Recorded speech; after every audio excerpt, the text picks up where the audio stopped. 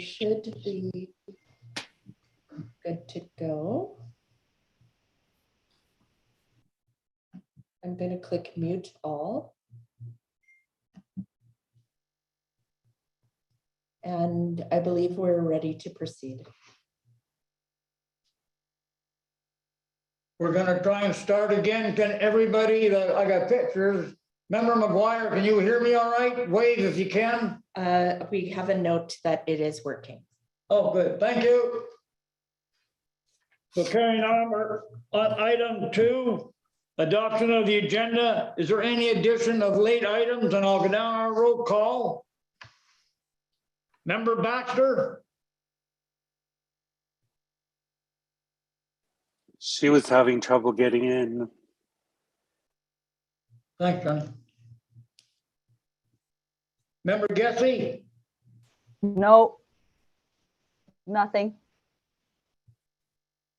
Member Harrison.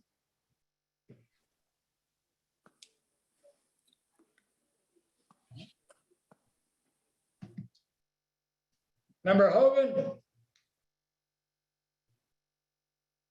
I'm good. Thank you. Member Lightfoot.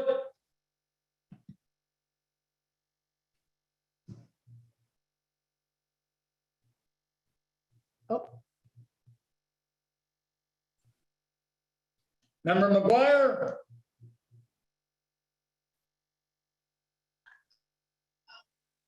Nothing for me, but we didn't hear what Jess had to say because she was muted. Jessica was muted, so she needs to unmute herself. Okay, I think I'm good to go now. Okay, any additions or late items to the agenda? I would like to suggest 6.2 chair report on the status of the recommendations forwarded to council.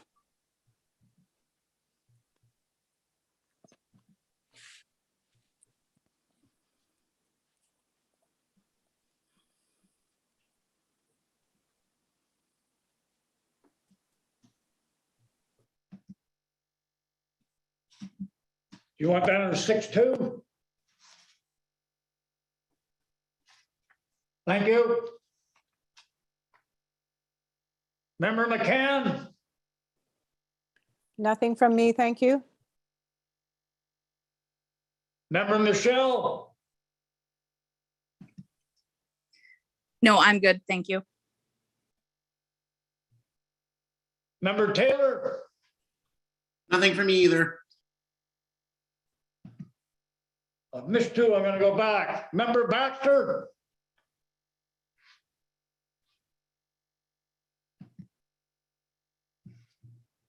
Member Harrison.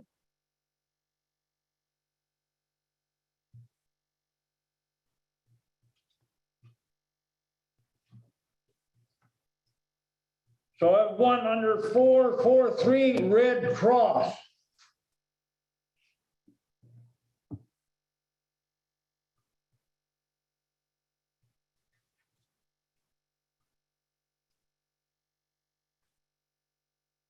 Is there any corrections to be made?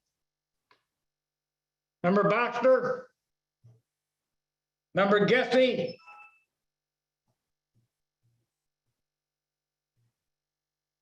No, not that I can see.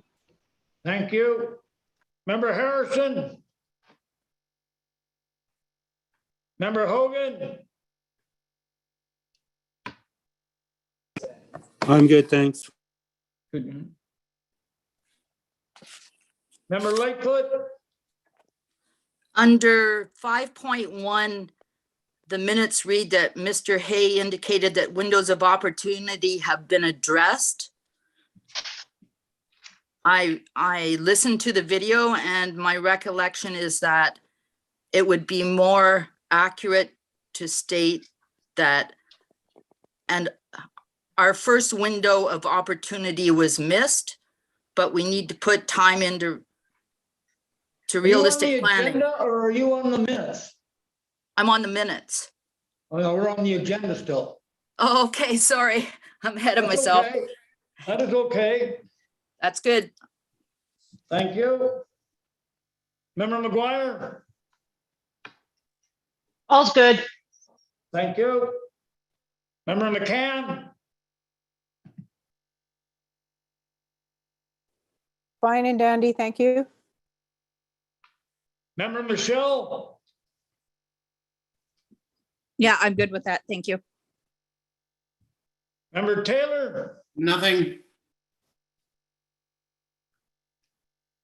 Member Baxter on yet?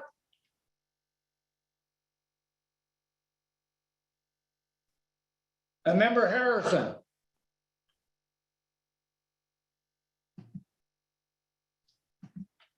One correction to be made, there's two 5.3s. So the other one, interim housing update from recovery manager should be 5.4. It says Jade needs to be let in according to the chat.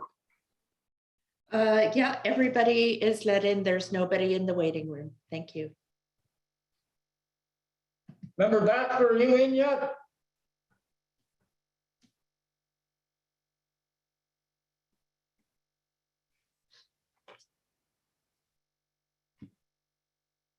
The next item under the agenda is I would like to move the delegation up to appear as number 3 under delegation. I'm sure these folks do not want to sit through a boring session on terms of reference in the Lytton interagency update meetings minutes from January 7th, 2022.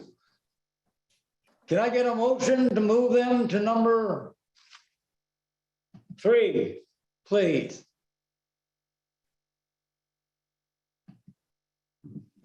So moved. Thank you. Lightfoot. Yep, got that. I'll go through. Just give me a yay if you're in favor. Member Baxter? Member Gessie? Yay. Yay. Member Harrison? Yes. Member Hogan? Sure. Member Lightfoot, you made the most or anything? Member McGuire? Good. Member McCann? Yay. Member Michelle? Yes. And Member Taylor? Yes. Good. So can we bring them in? Are they, Yeah, the Insurance Bureau. Yeah. you got all 3 of them? Yeah, sure do. But Rob is the one doing the presentation. Mhm. Rob is the one doing the Yeah. presentation. I just wanted to welcome. Yeah, Good Allison, can you afternoon, just, gentlemen. hi there, can you just let me share my screen, please, Allison? You bet. I was Sorry gonna about do that. a couple opening remarks for you too, Rob. Sure, thank you. Okay. So good afternoon, gentlemen. First, allow me to welcome you to the Citizens Advisory Select Committee meeting. And to thank you very much for attending today. As we have many residents who are concerned with understanding their coverage. And we have a bylaw which has reached first reading. And it too has great concerns for our residents. The Citizen Advisory Select Committee was struck to bring the residents' concerns, solutions, and recommendations to council. At present, the committee is trying to become aware of all aspects of the recovery and rebuild in Lytton. As I mentioned earlier to Rob, rumors and misinformation abound, and hopefully your presence here today will impart sufficient factual information for all the committee members, so they will be able to ask the right questions of our residents when gathering specific information to substantiate recommendations to council. Please allow me to inform you the Citizens Advisory Select Committee is made up of people from all walks of life. 4 lost their homes. 1 lost their residence in which they were renting, and 5 are safe and sound. So with that, I will turn the floor over to the panel. And thank you very much, Ian, and thank you everyone for joining us. We're here today to share some information about residential property insurance in relation to the wildfire. So my name is Rob Dupree, and I'm the Director of Consumer and Industry Relations for Insurance Bureau of Canada. So Insurance Bureau of Canada, so we're the National Association for Canada's private home, auto, and business insurers. So we're not the government regulator, we're the association, and really our role is to help share information, to work with the residents, to provide details about insurance and share information as we work through the recovery process. Now, the insurance industry is quite large. There's almost 200 insurance companies that operate in Canada. In British Columbia, there's 141 and over 13,000 insurance industry personnel in this province. Interestingly, over the last couple of years, we've had some very significant severe weather in Western Canada, and British Columbia is no exception. This wildfire was one of the major events that took place last summer. We also had other areas that were impacted by wildfire and some flooding that happened in southwestern British Columbia as well. So there's been some very significant activity. With that, and specifically in Lytton, we issued a media release last week that the total insured damages is now up to $102 million. And that's up from the initial estimate of $78 million. So it is a pretty high number. We do know that some residents did not carry insurance, and there's also many that did. So we're here to talk about the actual insurance aspect and try to answer some questions that we've been hearing in the community. So I want to share some information about the actual insurance policy. So your insurance policy has many components. There's coverage for your home or the building itself, garages or sheds, so outbuildings, your contents, the additional living expenses. And many of you, when you were evacuated, would have received some payment for additional living expense. It also has coverage for liability. So these are things like if a person slips and falls at your residence. Plus, there's also a number of optional endorsements that you can get. One is called a Bylaw Endorsement, and one is called Guaranteed Replacement Cost on your dwelling. And these are ones that we'll be specifically talking about today. One important fact here is that your insurance policy does not insure the land. So really your insurance policy is for your home, that structure and your material belongings. So really anything that's underground, your insurance policy doesn't cover that, with the exception of your foundation that's built into the actual ground. Your foundation is covered when it is damaged and requires to be repaired or rebuilt. Now the actual claims process as well. So things to note is most home policies provide replacement cost coverage with similar kind and quality materials. So the type of structure that you had and the size, your insurance policy, if you had a total loss in your home, would rebuild your home to the building code that was in place on June 30th. So on the date of the loss, with similar kind and quality materials. If you wanted to upgrade, so if you wanted to add square footage or add a garage where you never had, you could, but your insurance policy doesn't cover those costs. Those costs are upgrades and are outside the scope of the insurance policy. And a reminder that you can choose the service provider of your choice to do the debris cleanup and the necessary repairs on your home. Some insurance companies may have some preferred or recommended contractors that you can use, but you can use whoever you like. But the insurance company will help to control those costs. Some repairs only cover actual cash value. And sometimes these are things like your vehicle, for example. Your vehicle is typically insured on an actual cash value, not a full replacement cost. So you wouldn't get a brand new 2022 vehicle if you had an older vehicle that was damaged in the fire. That's an example of actual cash value. And also cash settlements are an option as well. So if you choose not to replace your property that was damaged, you could also take a cash settlement on those dollar amounts as well. And that's where you work with your claims adjuster to go through that. Now, I mentioned the additional living expenses. So standard home, condo, and tenants insurance policies, they cover the cost of the additional living expenses when you're not able to live in your home or if you're evacuated because of, in this example, the wildfire. So many of you still are not able to return home just because of the damage to your property. So you would have ongoing additional living expense. Now, there are some dollar amount limits to this portion of your coverage. Everyone's policy is going to be different. Different people have different dollar amounts. So some people may have lower amounts like $10,000 in coverage. Other people may have $100,000 in coverage or more. So the point here is with these limits, check with your insurance representative to understand your limit and where you're living now when you're drawing on these additional living expense funds. Make sure that you understand when these coverages and this financial limit will be reached. I talked about the bylaw endorsement. So a bylaw endorsement, this is an optional endorsement that can be added on to your policy that covers increased costs of repair or rebuild because of a local bylaw or a regulation. Now, these bylaws or regulations, the wording in the bylaw endorsements say that they apply based on the date of loss, or they're in force at the time of the loss or damage for this endorsement to apply.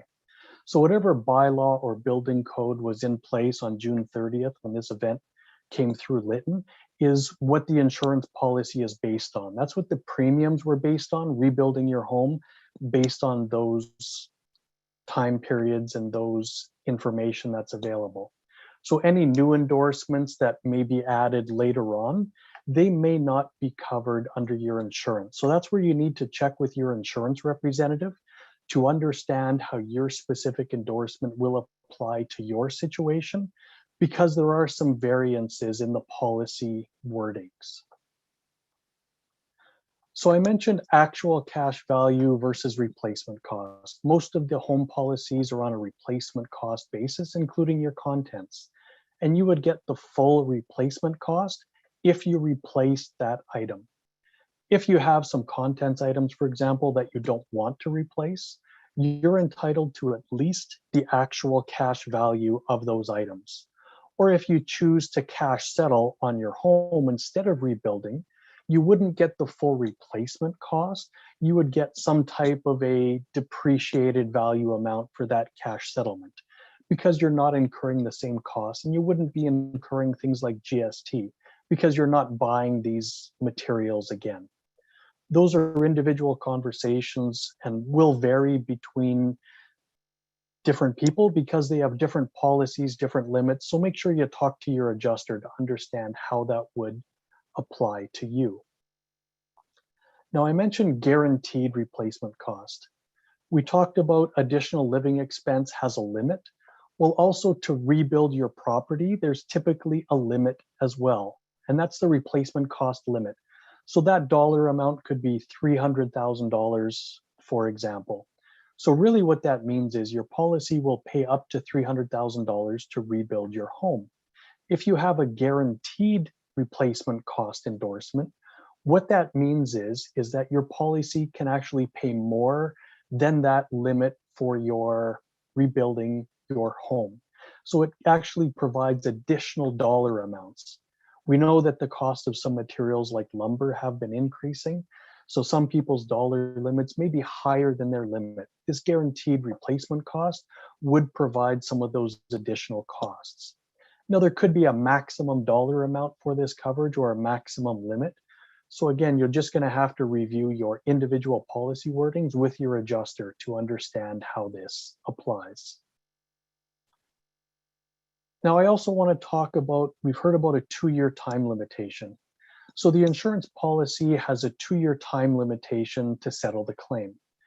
So essentially what that means is all matters related to your claim need to be finalized by that 2-year mark. So essentially by June 30th, 2023. Now, there are ways to extend that time period. One way is just to ask your insurance company for a voluntary extension. I wouldn't do it now. I would wait until we get closer to. Once we're a few months or right around that 6-month mark before that 2-year time period. So around this time next year, talk to your insurance company to see if they would voluntarily extend that. And if they do, make sure you get that information in writing. If they don't grant that extension, then you can actually file a legal action at the courthouse, which preserves and extends that time period. So that 2-year limitation, that is set out in legislation. We don't have the authority to change that, but insurance companies can voluntarily extend that if that's what you're looking for. So there are options available to you. Now, one note of caution here is just because you're getting a time extension, that does not increase your policy limit. So if your additional living expense coverage, if based on the dollar amounts that you have, if that expires on a certain month and year, even if you have an extension of the time period, you don't have any extension of those financial limits. So once those coverage limits are exhausted, you don't have any more financial coverage available for that portion of your insurance policy. Now, some people do have disagreements with their insurance company, and many times these are just miscommunications or misunderstandings. So really what to do if you disagree, there's a number of options that you have. The first one is just talking to the adjuster and trying to understand what the situation is. You can share information or invoices or whatever support you have to try to outline your position. Every insurance company also has a formal complaints process that's listed on their website. So it'll typically give a phone number or an email address or who to contact you if you have a specific complaint to resolve that. There's also an independent organization called the General Insurance Ombud Service, or GIO, that's also available to help resolve it. And of course, at Insurance Bureau of Canada, we have consumer information officers that can help walk you through the process to talk about your insurance policy and let you know some options that you would have if you disagree with some of the process that's going on in your particular claim. Now with Lytton, we're now more than 6 months since the wildfire went through this community. There are policy limits, and every person is going to have a different amount in their policy, might even have different wordings and have different limits. And these dollar amounts, these policy limits, they are finite. So there is a maximum amount. We really need to start the process as soon as possible. We do know that some people have already exhausted their additional living expense coverage. We had a few people reach out to us earlier this year and just sharing with us information that they had very low limits. They were living in alternate accommodations and they were out of that limit. And unfortunately, there is no extension of that dollar amount. So the insurance industry, we're ready. There is a process going on and there's some very unique factors that are going on in this community. We are working with the village officials and once we get that process for the debris removal and rebuild, the insurance companies are here and their contractors are ready to start that work. So we just want to let you know that there is a sense of urgency. We're aware of it. We're working as all of the other government officials are and the people within the village themselves, and including the members of this community. We all want to get this process started and get this community rebuilt so that people can come back here and this community can thrive once again.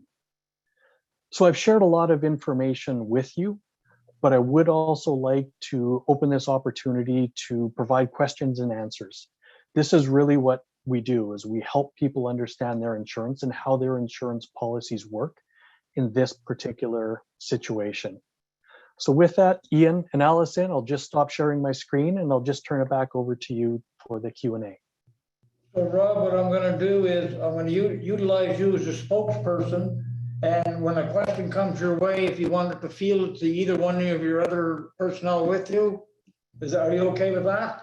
Sure, perfect. Sounds great. Super duper. Then I've got member Michelle. Hi. My main two questions were answered in there because everybody's policies are different. But with the 2-year time limit, like I understand that's legislation. But my policy, for example, so if I don't start within the first year, I lose my guaranteed replacement cost, and then it goes down to depreciated actual cash value. Is there, I know, so I guess it's at the discretion of the insurance company, but is there anything that can be done to say, just because of the situation, all policies shouldn't have that, if that makes sense? Yeah, you're right, and it does make sense. That'll be an individual conversation with your claims adjuster to outline the circumstances, and we speak with the insurance industry on a regular basis. Those 141 insurance companies that I mentioned, the vast majority of those are members of Insurance Bureau of Canada, and we're in regular communication with them. We're sharing information with them on what's going on in the community so they're aware. So really what you need to do is just ask for that voluntary extension of that guaranteed replacement cost.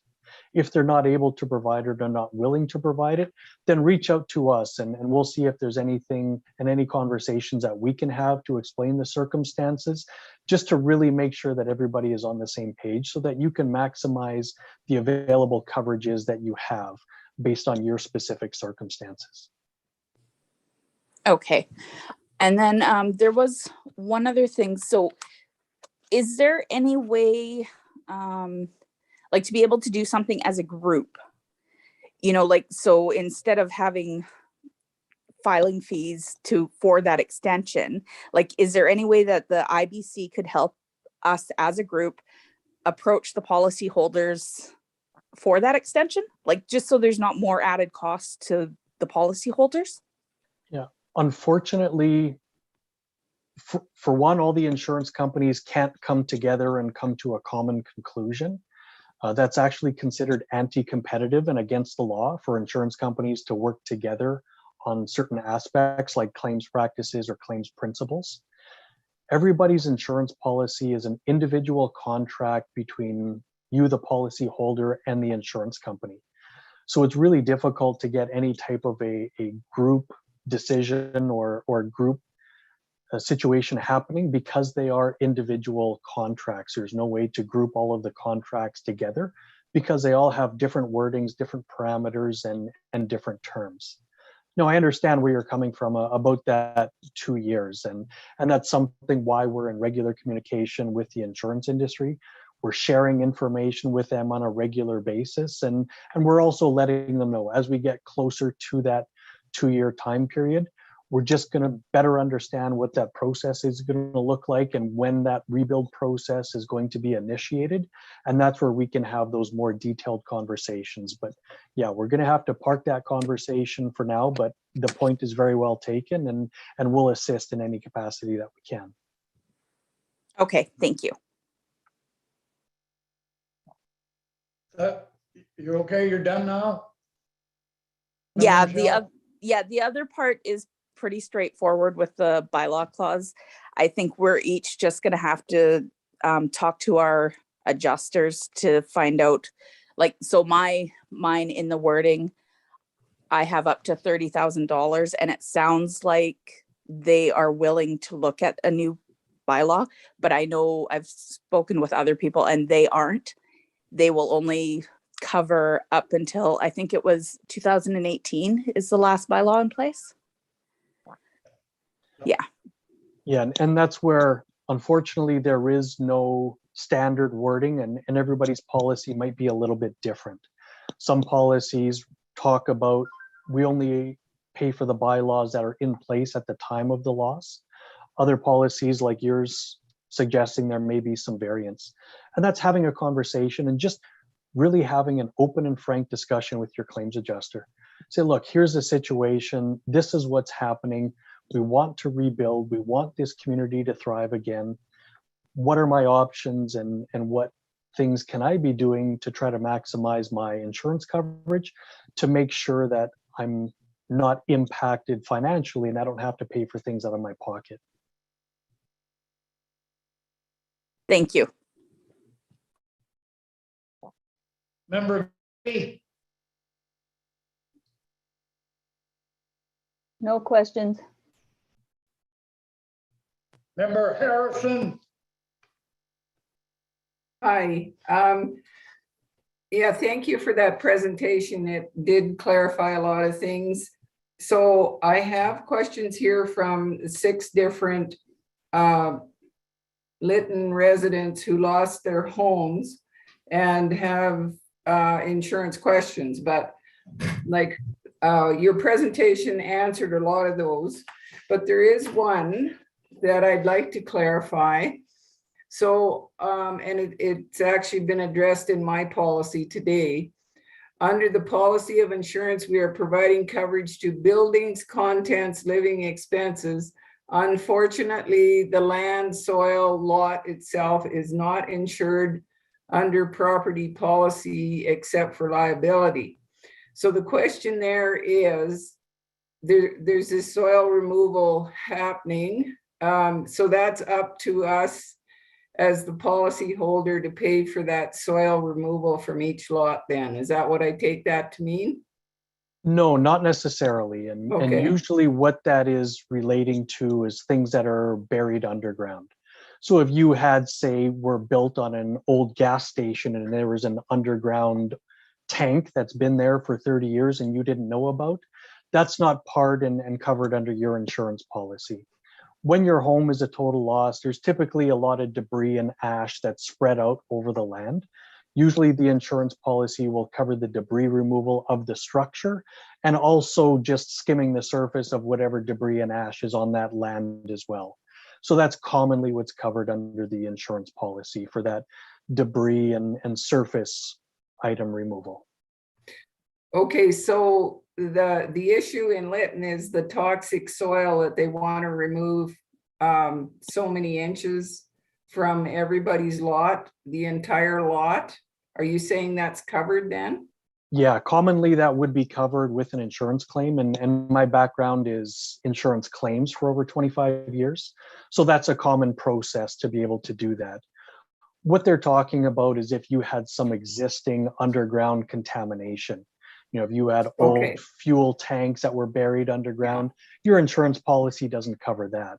But the contaminants on the soil, they're as a direct result of this wildfire.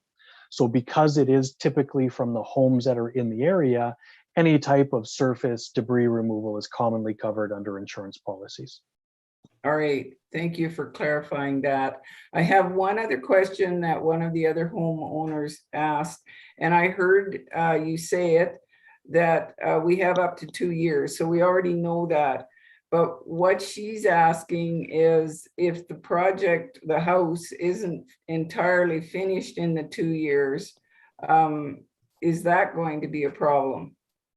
Not necessarily a problem, only because you can get that voluntary extension, or there's ways to extend that 2-year time period. As well, not necessarily all of the work has to be completed, but all of the payments relating to that work have to be completed by that date. So as long as you have a path going forward and work is being done, a lot of those payments can be paid in advance and can be provided to the homeowner and to the contractor co-payable, for example, so that everything from the insurance side of things is done at the 2 years. And then as the work gets completed, the homeowner can be releasing those payments to the contractor. So there are ways of getting around it. And that's really where having those detailed conversations with the adjuster when the time is right about how that process works and what that looks like. Everyone's situation will be a little bit different. Okay, I think that clears up my question. So thank you. That's all I have. Thank you, Member Harrison. Member Hogan? I have no questions right now, thanks. Thank you. Member Baxter? Yes, she is.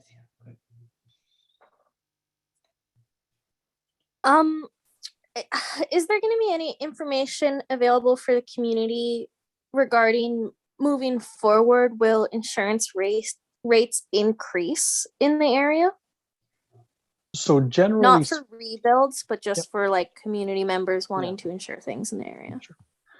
Generally speaking, for the last decade, home insurance premiums have been relatively stable. there is typically no one single event that will automatically increase people's insurance premiums. We think back to other major events like the Fort McMurray wildfire in 2016. Coverage remains readily available in that community years later, and there's significant competition, and the rates have been relatively stable. So some of the influencing factors, there has been a lot of severe weather, but the insurance industry is well capitalized for these events.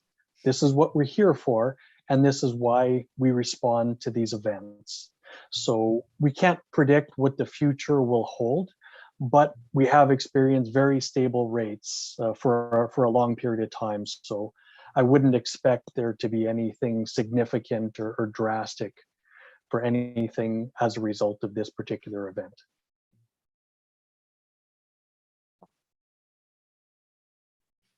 Your question's finished, Member Baxter? Yes, thank you. Thank you. Member Lightfoot? I've got three questions that I gathered from local citizens, and first one, I'll just read it verbatim.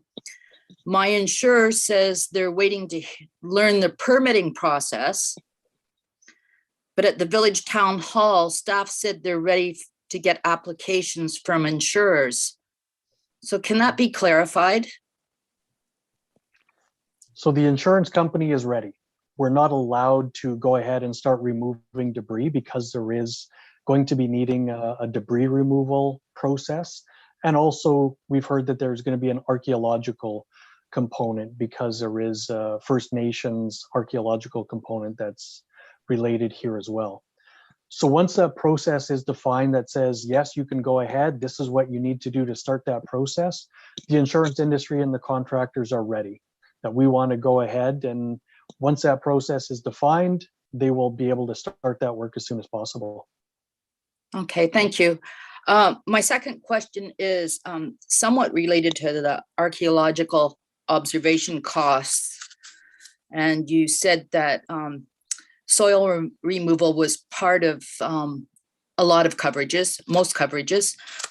Will those costs be covered by insurance, or are they within that realm? So when we're talking about an archaeological permit, when we look at other events across Canada, there hasn't ever been an archaeological component, because remember, the insurance policy is there to replace the structure.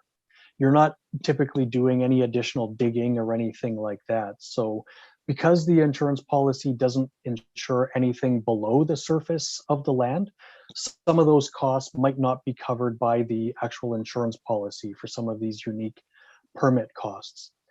Common costs like debris removal permits or rebuilding permits, those are commonly included in your insurance coverage because they're part of replacing the actual structure.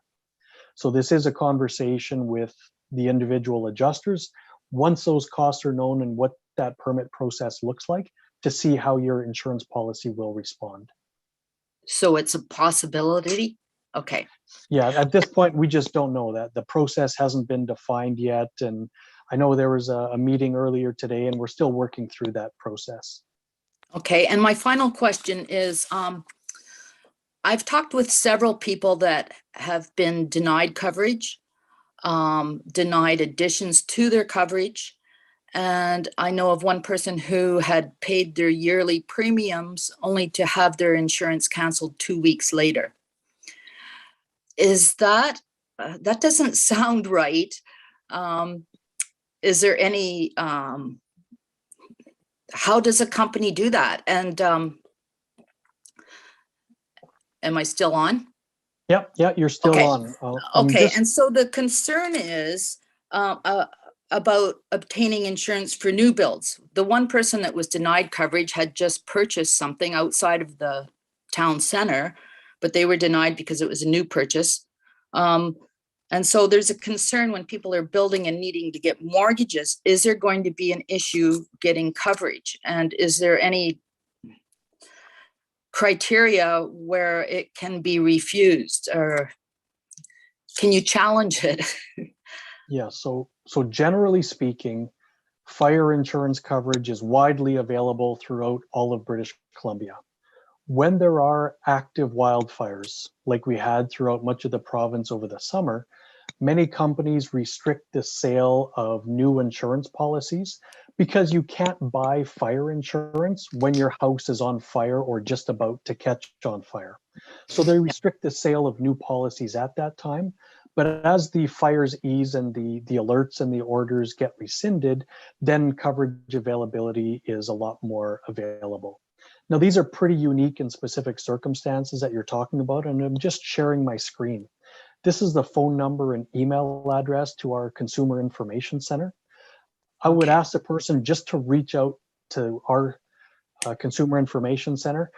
We're going to need a few more details and find out a little bit more about the circumstances. And it's not something that we would want to discuss anyone's personal business publicly.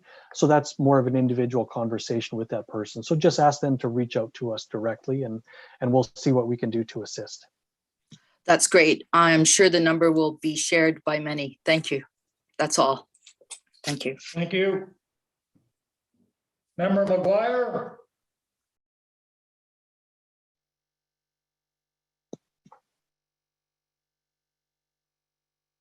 Thanks. My questions have been answered. Thank you. Member McCann?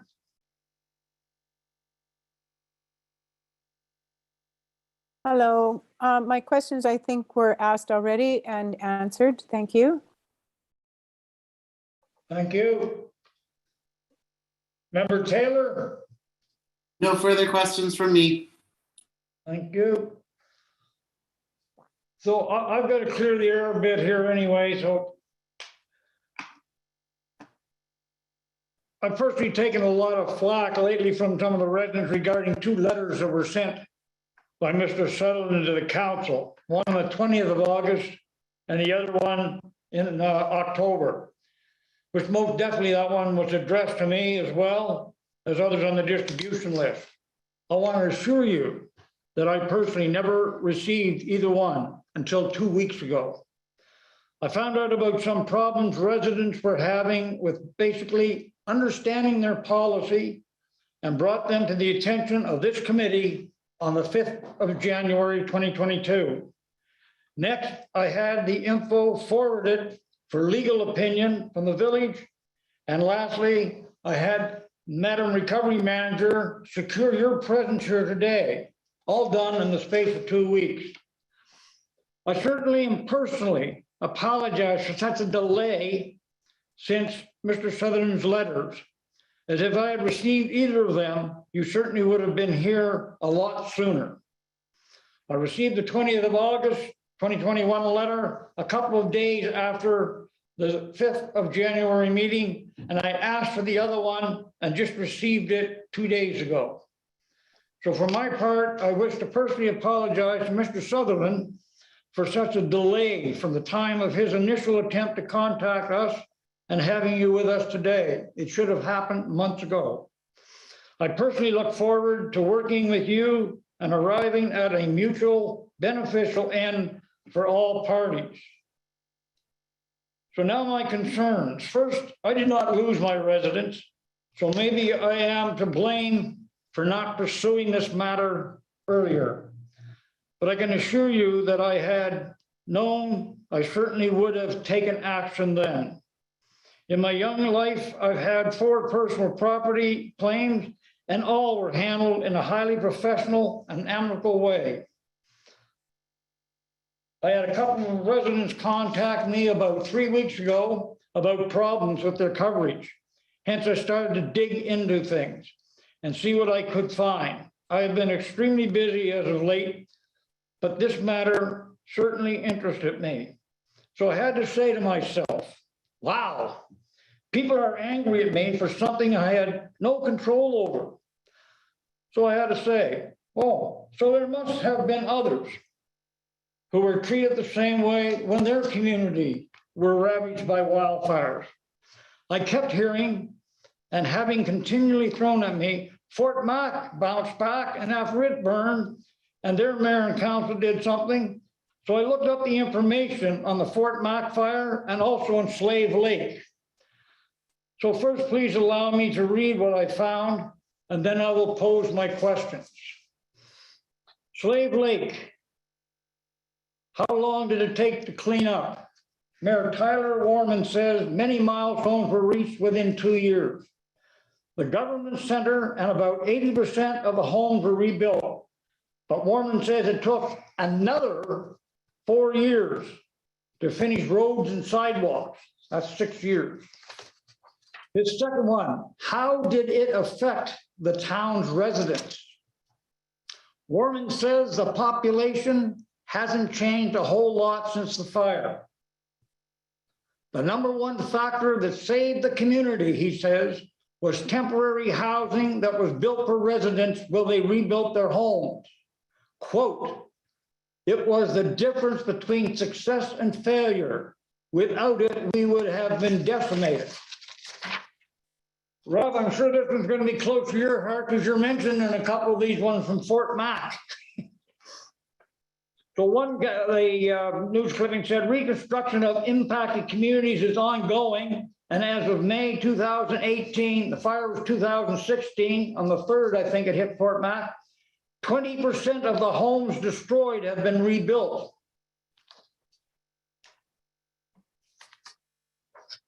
Another clipping. Headline, we are making progress. Fort McMurray still rebuilding 3 years after devastating wildfire. May 3rd marks the 3rd anniversary of the wildfire that devastated Fort McMurray in 2016. The massive wildfire burnt down about 15% of the community structures, and Fort McMurray has been rebuilding ever since. So far, about 37% of the homes have been rebuilt 3 years later.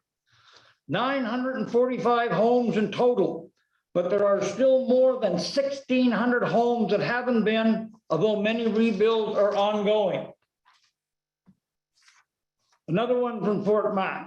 2 years after a record-setting fire, Fort McMurray is still recovery mode, with the majority of residents whose homes were destroyed or damaged still, big word, displaced, the region's mayor says. Next one, most of the claims have been settled. Only complicated ones remain. Western Director, that's you, Rob, Western Director of Industry Relations for the Insurance Bureau of Canada said. So my question is, how come there's so much time in other places and we're being told we've got the 2 years? One there, I'm just saying, was 3 years past, 3 years after, and only 37% of the homes have been built. Are there the remainder, the going to be 63%, were they going to be paying out of their own pockets? So Fort McMurray, and I know Fort McMurray very well. I actually moved up to Fort McMurray. Yeah, I moved up to Fort McMurray right after the wildfire and lived up there for about a year, helping that community. At the 2 year mark, the people who still had outstanding claims, because there was a lot of people that took a cash settlement and just moved away. They just made a decision not to rebuild. So there was many people that didn't actually rebuild.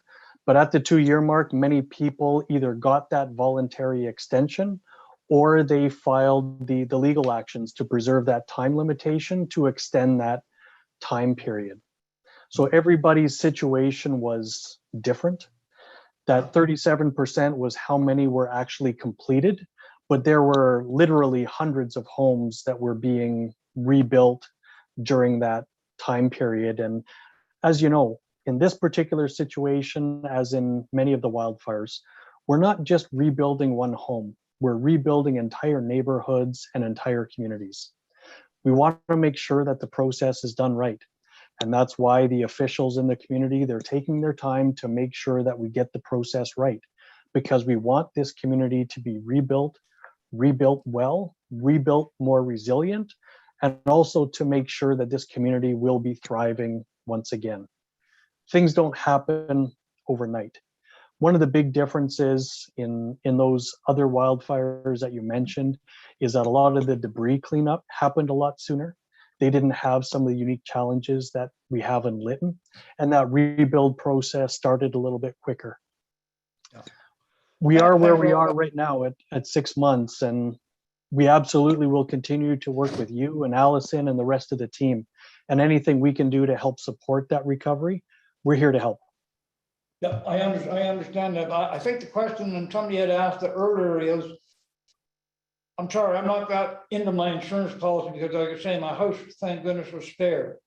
Is if I sit down my adjuster at the 18-month mark and say, yeah, I'm going to build here, here's my contract or everything else. And the adjuster will say, okay, and it's good. My contractor says, Ian, I'm sorry, it's going to take me 13 months to finish your house. Am I still good to go with my insurance company going to pay for the whole rebuild? Yeah, absolutely. I don't see any reason Good. why not from that perspective. Okay. Sure. Yeah. Super duper. And the Ron, I guess you get your hand up. I've got staff going through to ask questions too. I'm talking about Mr. Matusi right now, okay? Sure. Yeah, absolutely. Please go ahead, Ron. Oh, no, I've got two Rons on the phone here. Sorry about that. And the other one, I guess I got mixed up on because I read a policy and they talked about the Limitation Act. And when I looked up the Limitation Act of British Columbia, it was that you have 2 years to go into court with civil litigation. Is that, but you're saying that's the BC Act, but you're saying there's a Limitation Act nationally for property insurance? No, specifically for insurance, there's something called the Insurance Act. And the Insurance Act has that limitation period within that piece of legislation. Excellent, thanks. I was looking at the wrong piece of paper, so I just wanted to straighten the record out. And the bylaw clause, I have a hard time. I've read 2 or 3 residents' insurance policies. I get different takes every time. And I guess the suggestion, as you put it, is time is to be able to sit down with your adjuster and see what you can work out. I know a couple of our people have, and have had very good good results with that. And some haven't. Yeah, and really that's where, and I'm just, oh, here we go. I'm just going back to the bylaw endorsement slide. Yeah.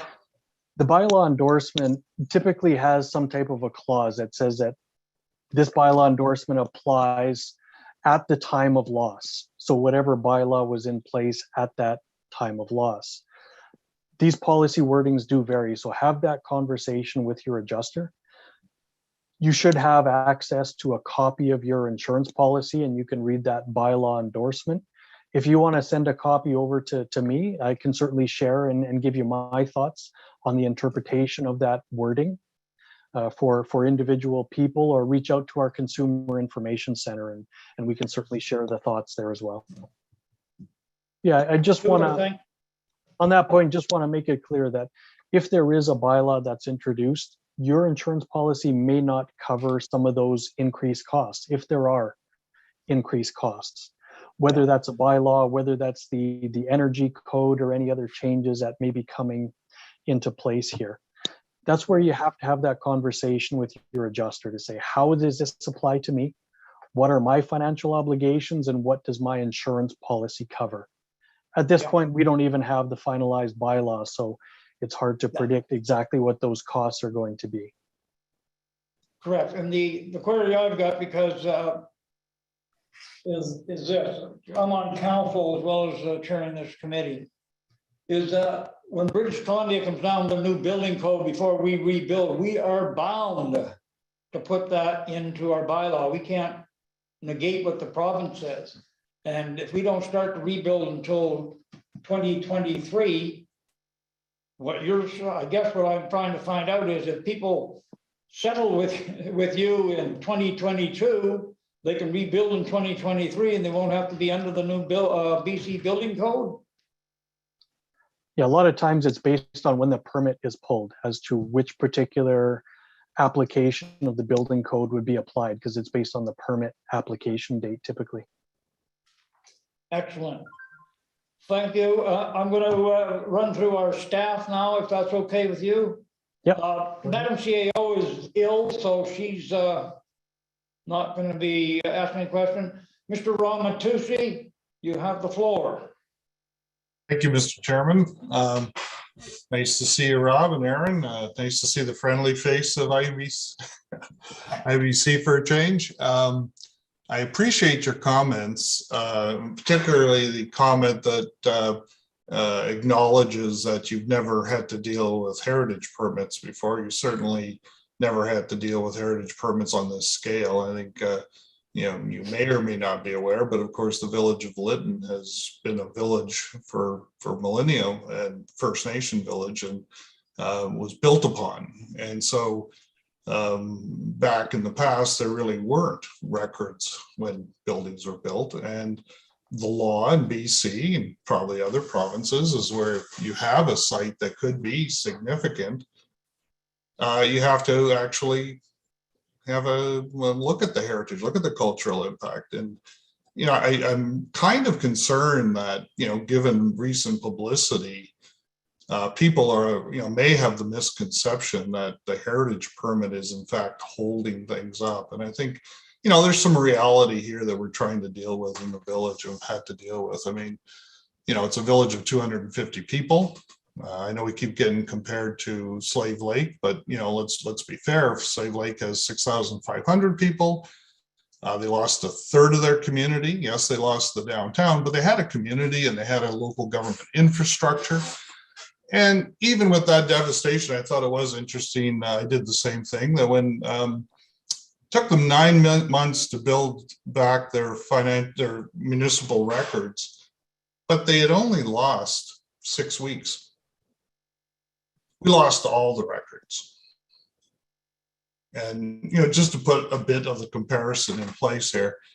So we've stepped in here. You think most people in the room, if we have to be honest, the village was not and did not have the capacity to take on this emergency. Everyone was traumatized, including the staff. So things did not get out of the gate. Again, we didn't have a municipality in place like Slave Lake did, like Fort McMurray did. I was on the phone. I talked to the city manager in Fort McMurray during that ordeal. So, it's not particularly helpful. And again, I will not defending the amount of time. I wish, on behalf of all the people in this room, that we could move things faster. But if you guys can come up with a way for us to do it, I'd really appreciate that. But as you acknowledged yourself, this is not something that anybody has tackled before. So one of the things on the heritage permit, and I only bring this up because in fact we have members of the Lytton First Nation on the call, they've bent over backwards. The heritage branch is trying very hard and really leaning in to come up with a way to do this. The work that we're putting into the front, and I know Lance, one of your contractors that's responsible for providing input to us, and Lance is pretty helpful. He could tell you that, I think what we're trying to do is get the legwork done up front so that we can move faster later. So yeah, it is taking a little longer, but we're inventing a system to try to do this. And the legwork is such that should someone uncover a culturally significant artifact, we in fact have everything in place to deal with it. If we didn't do that, then you'd all be on your own, 47 building, 47 people, maybe 5 or 6 contractors, and work would come to a grinding halt. Typically, a permit could take 2 to 3 months to process. So, for us, it's a bit of, I think you said it well, Rob, trying to do it right. And sometimes doing it right on the front end takes a little longer. And so again, I do not believe that the 4 months that it took to get us to the point where we started putting these pieces in place. I just have to explain it as a small village, and it was limited resources. But I think at this point in time, we've had to contend with, and you're in the insurance business, so you must know, even in Toronto, that every major highway in BC was devastated. Lytton was isolated. After that, we ended up with a snowstorm. So I can honestly tell you that no one sitting here is intentionally twiddling their thumbs and taking longer than we know. Certainly the province is well aware of it. The province is supplementing people's housing allowance. to ensure that people have some subsidies to be able to live. Provinces, is in this, and it's certainly in their interest not to have anyone sitting around and get things going. So, it's nice to hear that the industry's trying to help. Certainly, I was going to ask where the 78 million to 100 million came from. I'm not sure how you guys calculate loss, but I'd like to find that out. When you come back to council, maybe you share a bit of that with us. But we need your cooperation. And, the issues that we're trying to deal with right now is to come up with a manageable way to deal with debris removal in light of all the things we're faced with. And then we'll be moving on to try to get the permits out. Yes, we have a permit in place and it'll be online. We're trying to work to get the wording so people understand the process, because it's pretty complex actually between the two sides. And we're doing everything we can to get that up and running. One of the differences we put in place, and this was at a suggestion of your representative, was to allow debris removal. So we actually created a 3-phase system. And then of course, at our last meeting was told that no, 3 phases will cost us too much money. We don't need 3 phases. So we have to go back to a 2-phase. So, again, there's everybody here is trying to make this work. And, our heart does go out to every single person that's waiting. We know we're eroding their insurability. We get that. We certainly don't need a PowerPoint to tell us. We understood that process. So I can assure you we're trying to do everything we can. I certainly don't need to spend my day answering calls from the media after press releases go out from your organization, that's for sure. We have a lot of work to do here. So I hope you really do come to the table. Next week, I'll be working with ICLR. Let me get that right.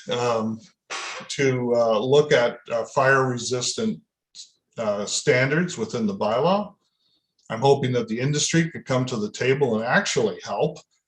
I think it's in the interest of the industry to see if those types of standards, if they are additional costs, could be something that could be supported. I mean, we're talking a handful of homes here for a multi-billion-dollar industry, and I know they're all individual contracts, but hopefully that's something that we can work out next week, and I think that would be a big help. So thank you for acknowledging that it's a unique situation. This is not Slave Lake. This is not even Fort McMurray. We have unique challenges here, and we certainly need to work with the insurance industry. So thank you, Mr. Chairman. So Ron, it's Aaron Sutherland here. I'm the vice president with IBC, and Councillor, I'm the guy that wrote the letters. Look, Ron, I don't think anyone's disputing that the situation in Lytton is unique, and it was always going to be unique because of the scale of devastation you mentioned. And we do want to be a helpful partner here. We certainly appreciated working with you since you joined, I believe, in the fall, and working with your predecessors. And the challenge for us, and what we've been trying to highlight both in the letters we've sent to mayor and council, in the conversations we've had with you and your team, and what we took publicly last week, is these delays are somewhat unprecedented, and it's likely to have an impact on people's insurance that we're not seeing today, but will come to fruition in the months and years ahead. And any recovery takes time. Any recovery of this magnitude takes a long time, and you do have to make sure you're getting it right. The challenge we're seeing is just again, some of the and I don't know how much we want to air out in this forum, but some of the things that we've seen come forward haven't made a lot of sense to us.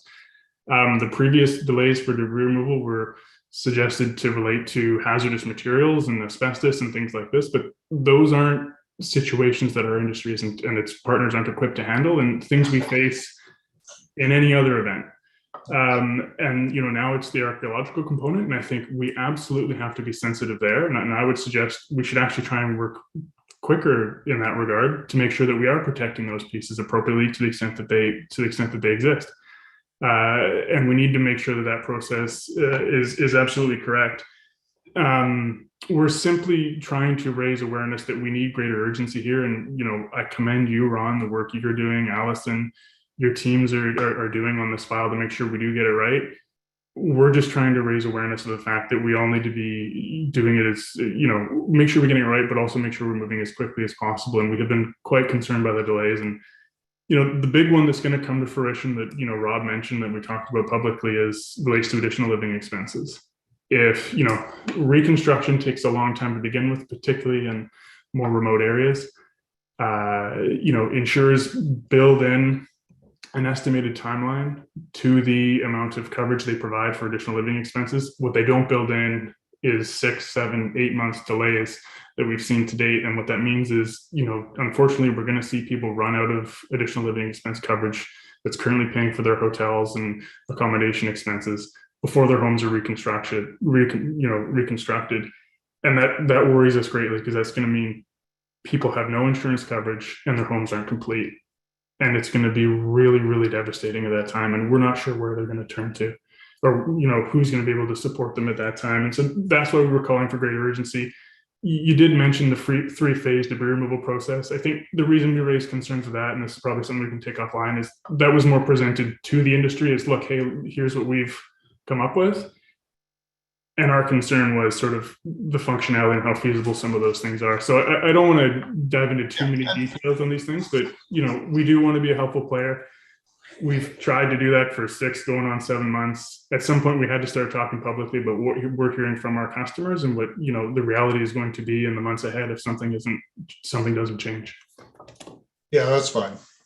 Like I said, it's, we are working to get this put in place, and and we could only do what we could do as we create the new system, with and without you. And so far, Lance has been a great addition. I think he brings a very practical side to our discussions about how it impacts the industry, and I think that's particularly helpful. And I hope next week when we meet, once again, the industry will step up. I know you can't help what the individual policies say, and these are contracts.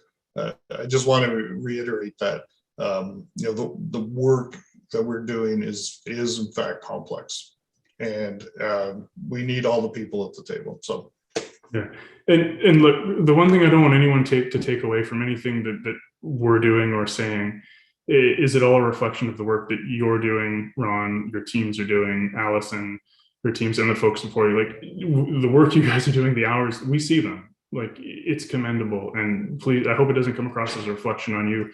We're trying to call for everyone, to provide greater urgency here, and the decision making to be facilitated as quickly as possible, whether that's the ministry, the heritage branch providing an articulation of what that path needs to look like, or anything else. Thank you.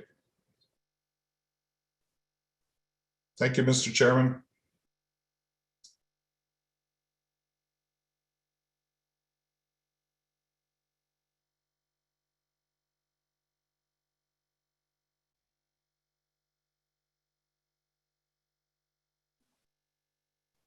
Mr. Chairman, you're on mute.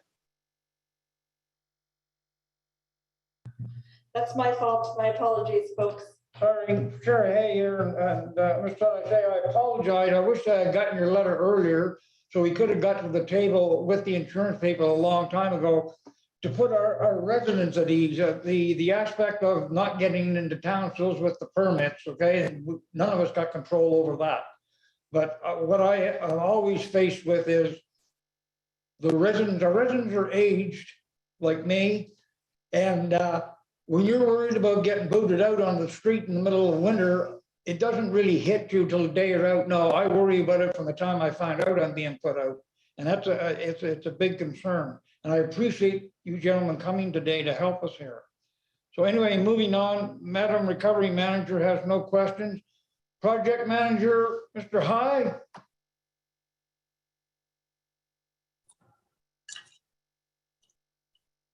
I'm here. Do you have a question for me? Oh, do you have any questions for the insurance people? No, they're at the table with the project team meetings that were taking place, and to everybody's point, we are moving forward as a team trying to resolve the situation. Great stuff. Thank you very much for being here today. Mr. Dickinson? Mr. Chairman, as everyone else in the team has said, I think the questions have all been asked, and I don't have anything to add or question. Thank you. Excellent. Glad you're with us today. CFO?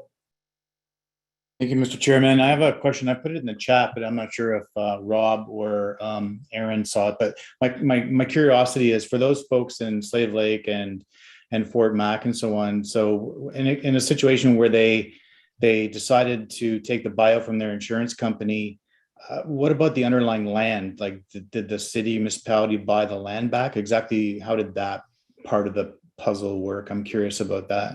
Thank you for attending and providing information today. I can take that one. So with an insurance policy, if you take a cash settlement on the structure, you as the resident still own the land. So in Fort McMurray, as the most recent example, when people took cash settlements, they chose not to rebuild.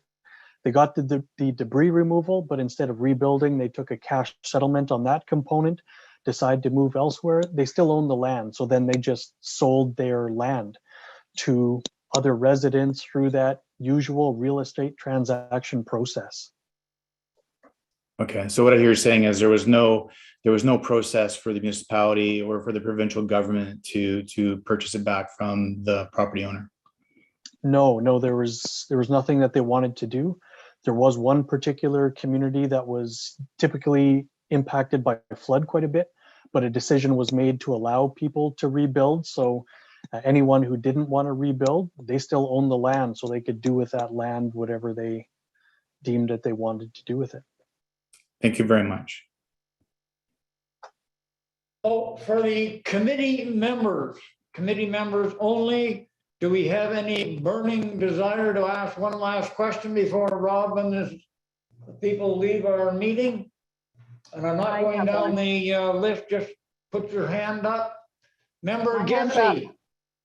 Yeah, member Jesse. Thank you very much. I have a question from that's been sent to me. The question is, please ask how to access uninsured help. Shall I repeat that? Please, I couldn't hear it. Okay. The question is, please ask how to access uninsured help. Underinsured, Yeah, I'm please. sorry. Underinsured, she says. Oh, underinsured. Okay. Yeah.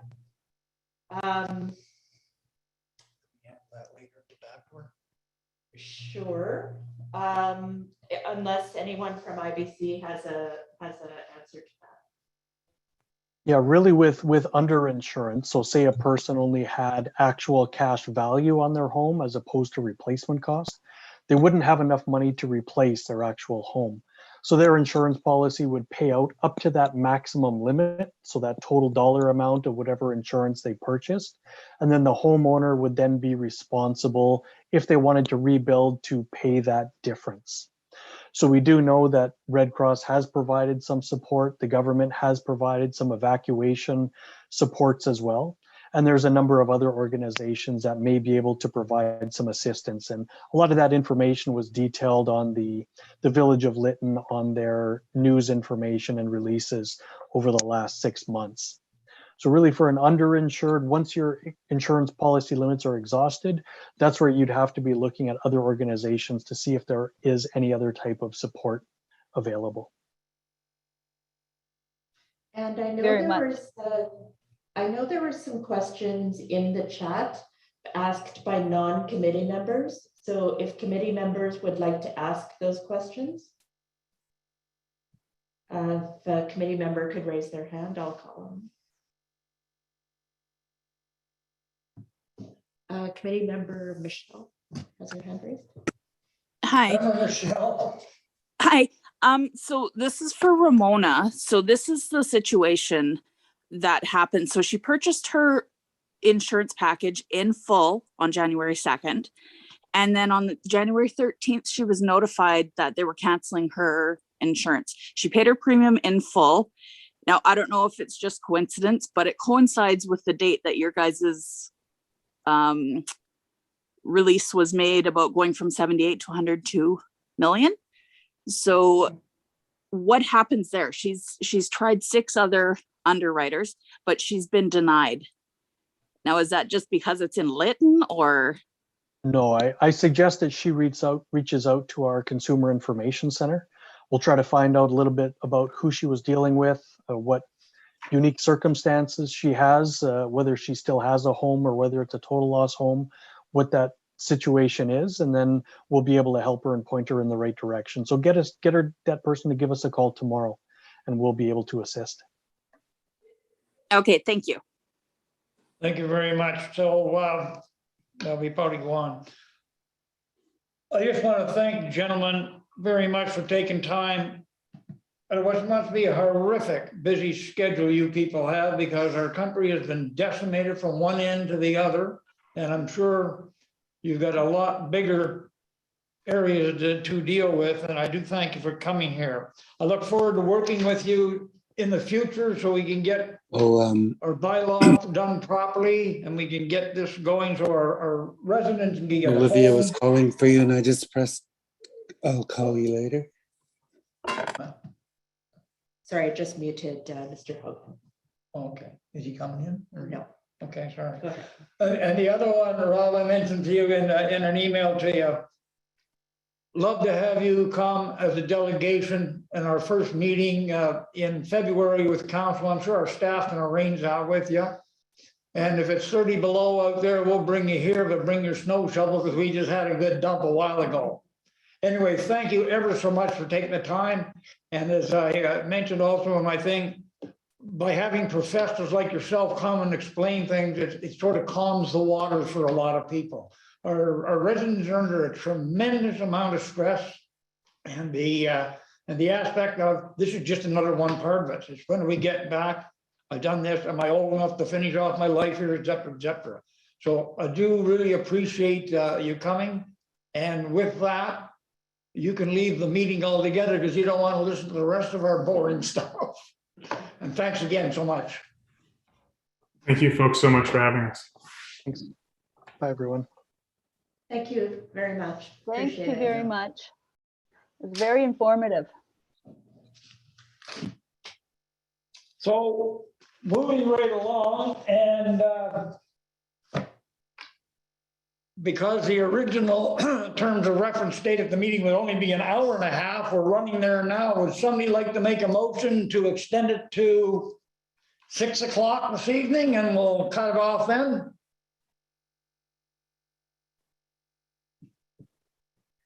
I can make that motion if you like. No need. Thank you. Member McCann, I'm just going to whip through to make sure everybody's okay with it. Member Baxter?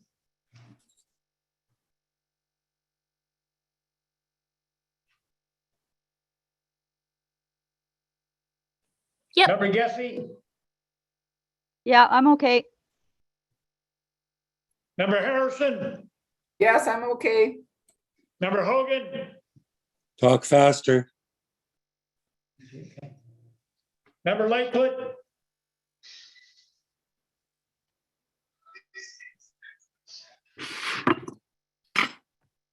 Member Lightfoot? Yes. Member McGuire? Good with me. Member Michelle? Yep, sounds good. Member Taylor? Yep, no problem. Good. So moving right along, we're on to adoption of the minutes. Any errors or omissions? Oh, yes, Member Lightfoot, you were bringing this up under the agenda. Yeah, I tried to get it in earlier, but I was in the wrong Okay. place. So I'm just turning my pages here because I've got notes. So You're in the in minutes, 5-something.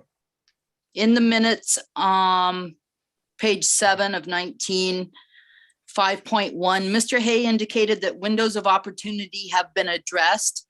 I think it would be more accurate if it was stated that windows of opportunity have been missed, but we need to put time into realistic planning.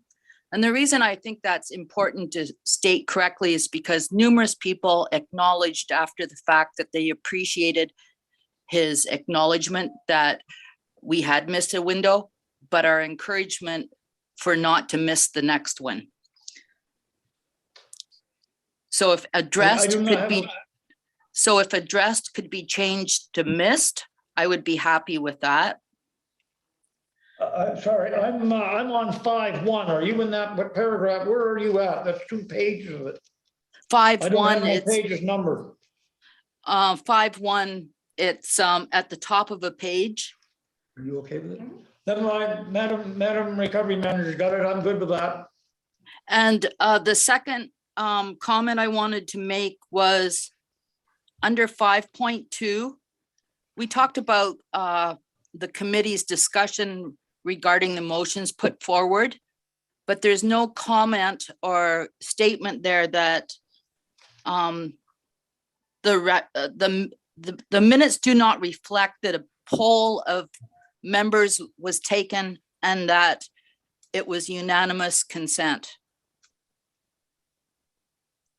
There's nowhere in that section that confirms the outcome of the discussion. Yeah, I see that. It just says carried. I don't think it usually says if it's carried unanimously. That would be a procedure question that the CAO might be able to answer, but unfortunately I'm not able to answer that. Okay, that's fine. I just listened to the subsequent council meeting where our chair presented it to council as a unanimous agreement, but I can live with it the way it is. It's fine. Thank you. Yeah, I can address that in the 6.2 or whatever the other one was. If you want, remind me when I get into that part and I'll explain it. Okay. I just saw the Leslie is actually here, which is great. I can answer. So your procedure bylaw can say that you wanted to have it carried unanimously or just carried. It doesn't have to be unanimously specifically. That's right. I believe the only thing that has to be unanimous is a late item being added to the agenda. It depends on what the item is, but yeah, you're right. I only suggested unanimous because I think it sends a clear message to those viewing the minutes and watching the proceedings that there was no dissension, but I can live with whatever the group decides. Thank you. Yeah, so Joshua, we are going to be redoing the council procedure bylaw. So that's going to be something that can be stated clearly in there because it goes along with the fact that some procedure bylaws council wants to have their opposition recorded as well. Right. So once you start doing that, it's better to have unanimously carried. Okay, thank you. Yeah. So we got a motion on the floor. Noni did that, did she not? To Adopt the minutes. I believe so, yes. We have a motion on the floor. Member McCann, you put a motion on the floor to accept the minutes, correct? Yes, I believe I did. Thank you very much. So that has amended. There's an amendment in there? As amended. So can you do a friendly amendment to that and just have as amended at the end of it? I certainly hope so, yeah. Thank you very much. Okay. So we're on to the new number, would be number 5. Business arising from the minutes. 4.1 terms of reference. Member McCann, you have the floor.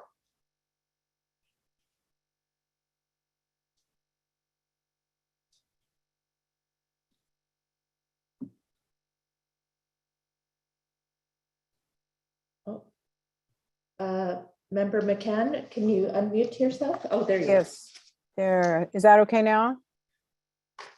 Yeah, we can hear you. And I'm clear enough? Thank you. Okay, so I chaired a subcommittee meeting where we met with members of this committee and went through the terms of reference that were at the last meeting and addressed some concerns.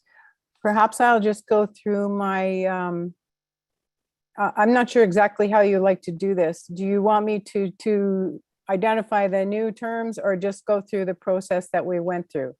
I can highlight the issues that were of major concern and how they were addressed, because everyone has gotten a copy of the latest revision. And I understand that Member Harris, Ollie has something she would like to add. So I'm not quite sure exactly how your procedure works for this.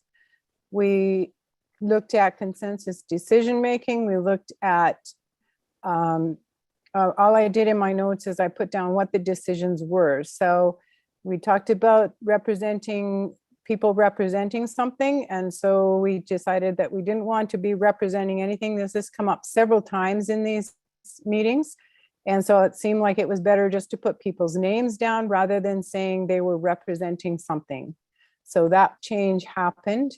There were concerns as the purpose of the group was to secure answers concerns on recovery matters as something that is part of the mandate and not part of the purpose. Therefore, the purpose remained as one point altogether. The counselor as chair had lots of discussion, and I'll speak to this primarily right now. The big thing there is the perception of this as a citizens committee.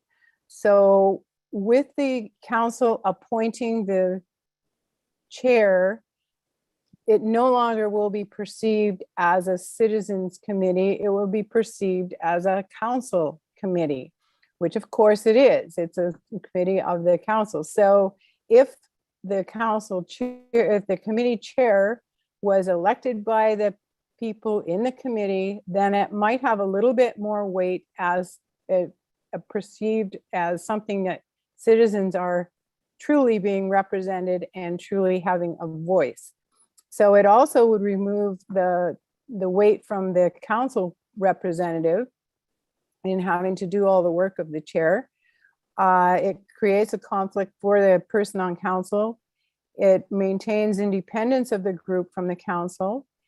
The general consensus after discussion was it was not really a feeling that co-chairs was an option here, that a chair elected by the committee members was, it sounded like more along the lines of what people wanted to see. The counselor, person from council, is a very valuable member of the committee with knowledge of council procedures and would provide another point of view when committee reports are presented to council. That was why the decision was made that the chair should be elected by the members of this committee. Looked at governance, and that was where the piece about the council appointing the representative of chair was removed because of that other decision. Let's see, where am I here? Oh, under consensus decision-making, there was a discussion regarding consensus and what it was, because the way it was written, it was kind of opposite. It was saying two different things. So the decision there was to remove the part where it said the CASC members will vote on any issues. And when a decision or direction is required, it was to be achieved through a majority agreement. This has already had some discussion earlier tonight. And the decision was, if it was truly consensus, it would be replaced with when a decision or direction is required, it is to be achieved through consensus. That keeps it consistent with consensus decision making.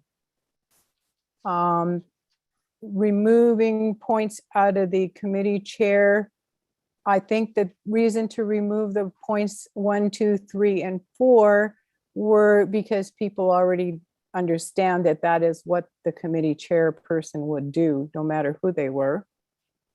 Other points made that were not directly related to the terms of reference revision. Ollie Harrison noted in her email prior to the meeting that in the fiasco over collecting of residents' information, she learned that terminology is very important and people had different understanding of the word citizen as in Citizens Advisory Committee, as opposed to resident and what that means. Most people were offended because they saw the word citizen to mean people in the community, even though the email said resident. They weren't able to extrapolate that from the actual note, meaning a resident of the town. So this is still from Ollie. I think we need to note the difference because some things have been done by the residents, have to be done by the residents, for example, the bylaw 750. And as I tried to explain, there will be input from everyone at some point. Another point made, not directly related to terms of reference, was that Dylan Taylor suggested creating a Facebook page to keep this group available on social media and to maintain independence from council so that citizens have they got questions or concerns, they would have a place where they could identify that and we could bring those things to the meetings and to the attention of the council. The suggestion was also made to distribute minutes as soon as possible to facilitate better communication, just in an effort to have minutes rather than just before the meeting, as soon after the meeting as possible would be really helpful. There we go. I think that's what I have. And Chairperson, hey, I'm not sure what the process is from here on in. So everyone received a draft of the revision and perhaps now you could help us follow through what needs to happen next. If there needs to be a motion to accept or if there are other changes that have to be suggested, could I ask you to take that on?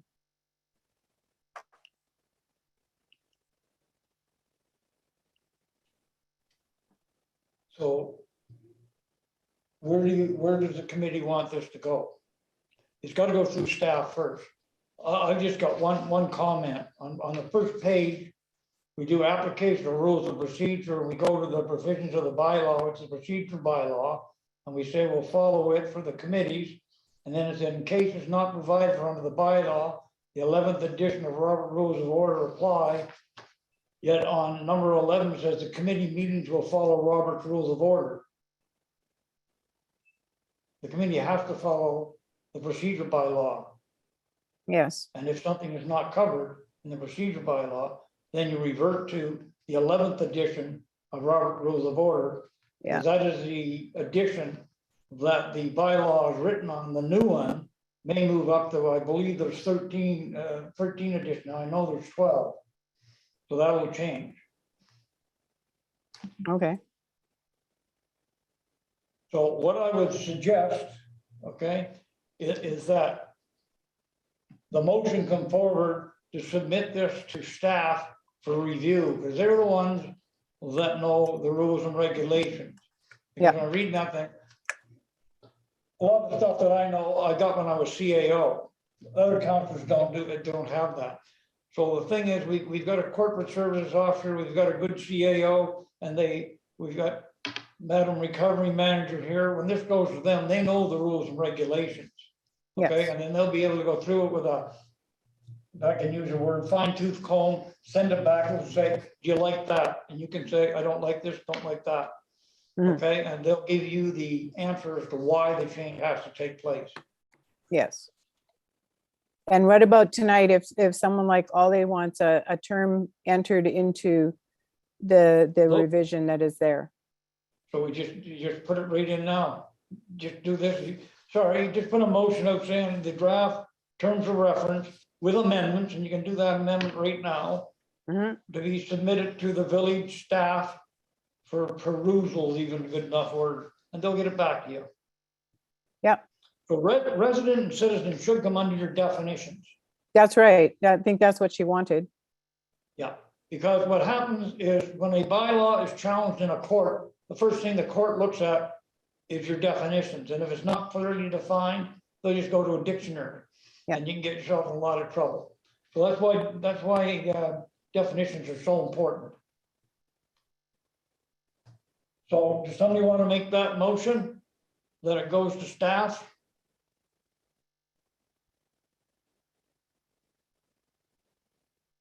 Anybody? I'll make the motion. Patsy Gessie. Sorry. Okay, thank you. I'll go down through the list to see if everybody's in agreement. Mr. Taylor.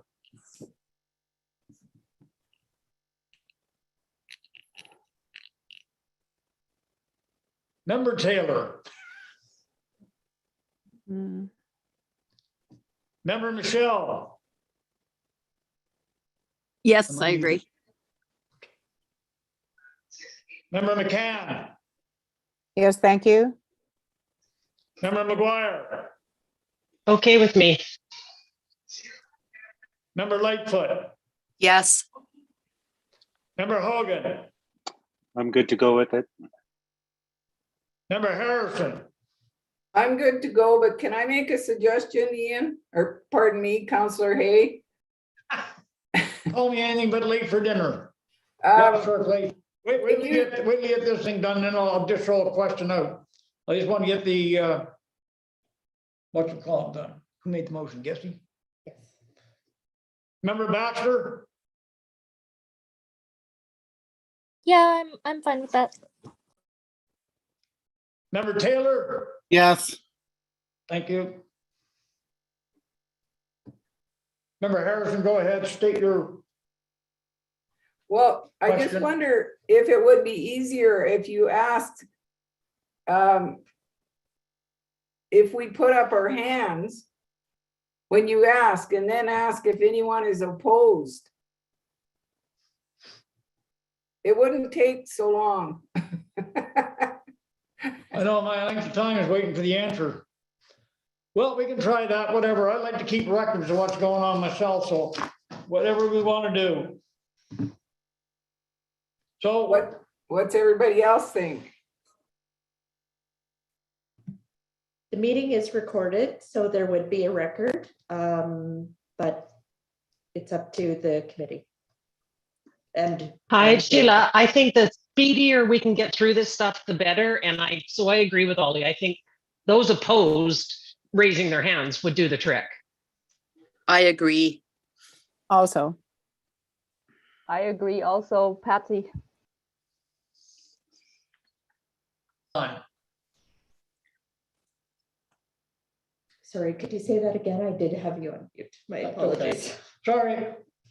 The Madam Recovery Manager was saying is not everybody will be able to see that. That's why at a council meeting, I always state my name, Counselor Hay. If I attend by phone, I don't see anything going on. And this way the person can hear everybody's vote.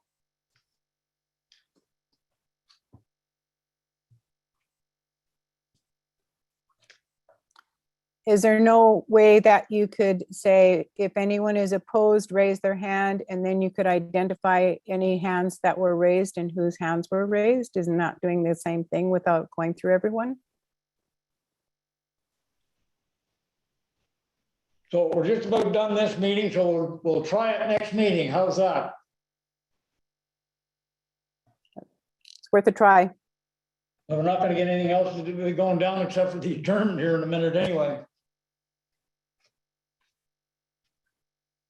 4.2 Lytton Interagency Update Meeting Minutes. Wow, that's a mouthful. Yes, the meeting minutes were sent out as per the decision reached by the committee last week.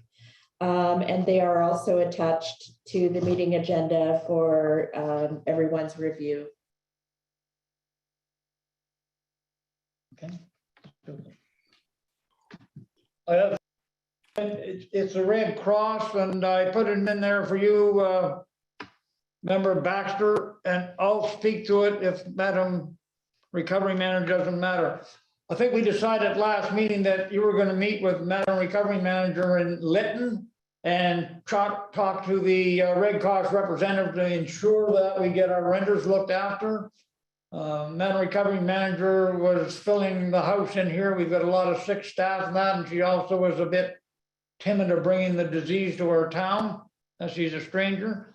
So I just wanted to put that on the agenda to let people know that it didn't fall through the cracks. Madam Recovery Manager is still planning on making the trip probably the first or second week of February, and has already contacted the Red Cross, and the three of them will hook up and get an answer. Is that okay with you, Member Baxter? Yes, that is. I had been waiting for, and I can't remember which member of the Citizens Advisory Committee was delegated to it who had been, like, essentially someone was documenting who in town were all the renters, and they were going to get in touch with me about that, but I haven't heard from anybody about that yet. But yeah, no problems. I'm ready to assist with that whenever I can. Super, just didn't want to think that we forgot you. So moving on to 5.5.1 and moves, so it's done. Next one is 5.2, motion regarding Village of Lytton Incentive Fund. Would you like to speak to that, Member Lightfoot? Yes, I would. Thank you. I'm just bringing up. So this motion actually came about because of the preamble in the building bylaw that said certain standards would be imposed if outside additional funds were available. And that's not verbatim, but it's generally what the preamble said in the bylaw. And as an advisory committee, this would be just a suggestion. We have no authority, but council, if it sees sources or receives contributions, should be prepared to disperse with established criteria. Perhaps there are foundations, donations, or agencies that have available monies for net zero or fire resistant components. Perhaps BC Hydro would donate heat pumps as an example. I realize it's not likely, but I think it's an avenue that should be pursued. So whereas, and I can read the motion as it sits before you, but I think we've all seen it. I'm just going to say that the Citizens Advisory Select Committee recommend to Council that the Village of Lytton create an incentive fund from funds secured from donations, NGOs, and senior levels of government. And further, that criteria is established in a timely fashion so that those designing their rebuilds have assurance that additional funds may be accessed to incorporate higher cost materials and heating or cooling systems. It would take a bit of work to find the money, if we can find any, and it would definitely need some thoughtful consideration to establish the criteria. But I think it would give people some assurance that the community and the village as a whole is trying to support these additional costs that may become mandatory. That's my comment. Thank you. Thank you. So I told a fib, I'm going to have to go through the list again. Any comment? Member Baxter?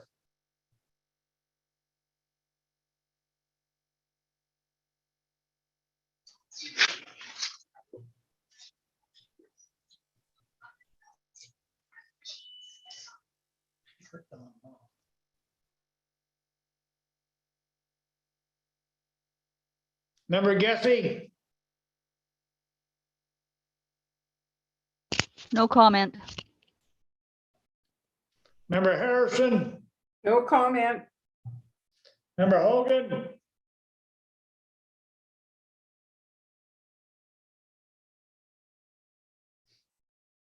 No comment. Member Lightfoot's already down. Member McGuire? I think it's a great idea. Member McCann? I support this motion.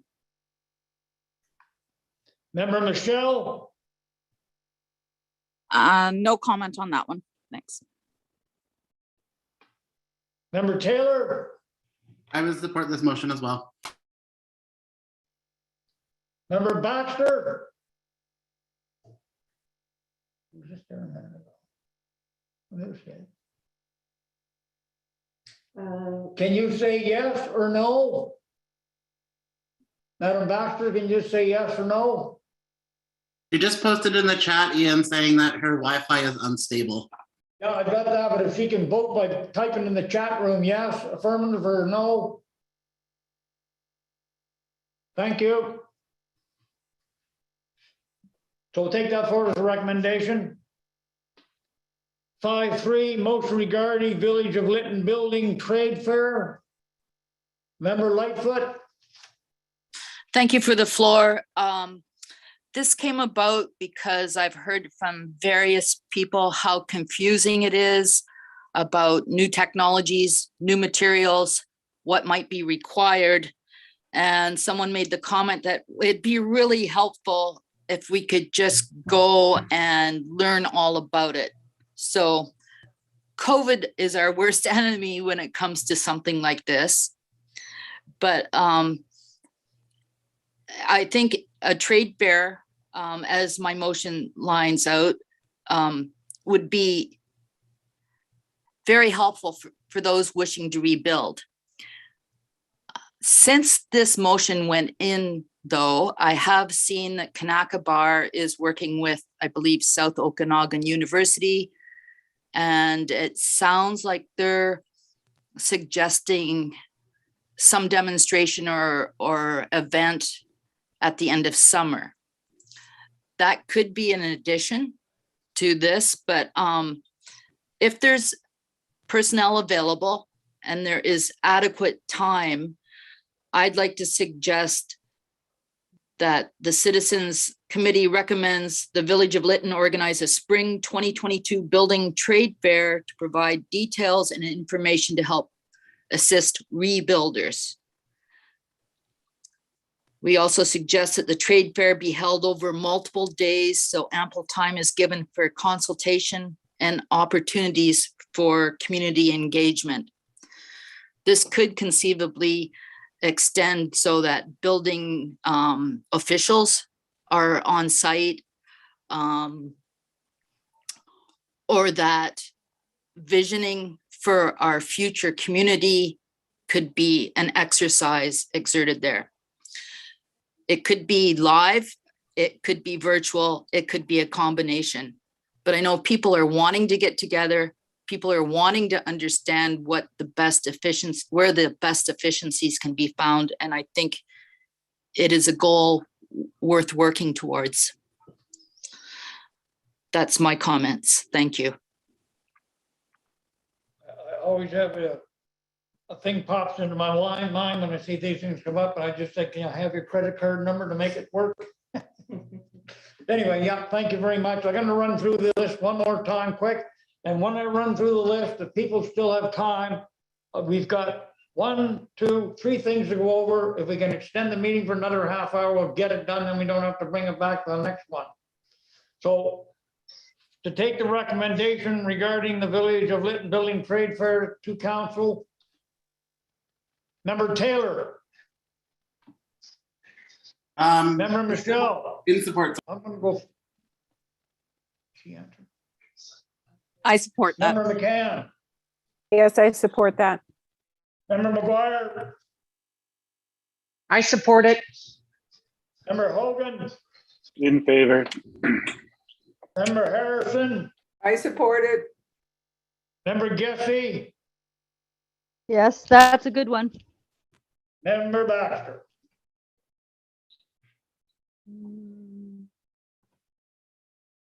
Member Baxter left the meeting. Has she? Okay. Thank you very much for that. So moving on to 5.4, interim housing update, recovery manager.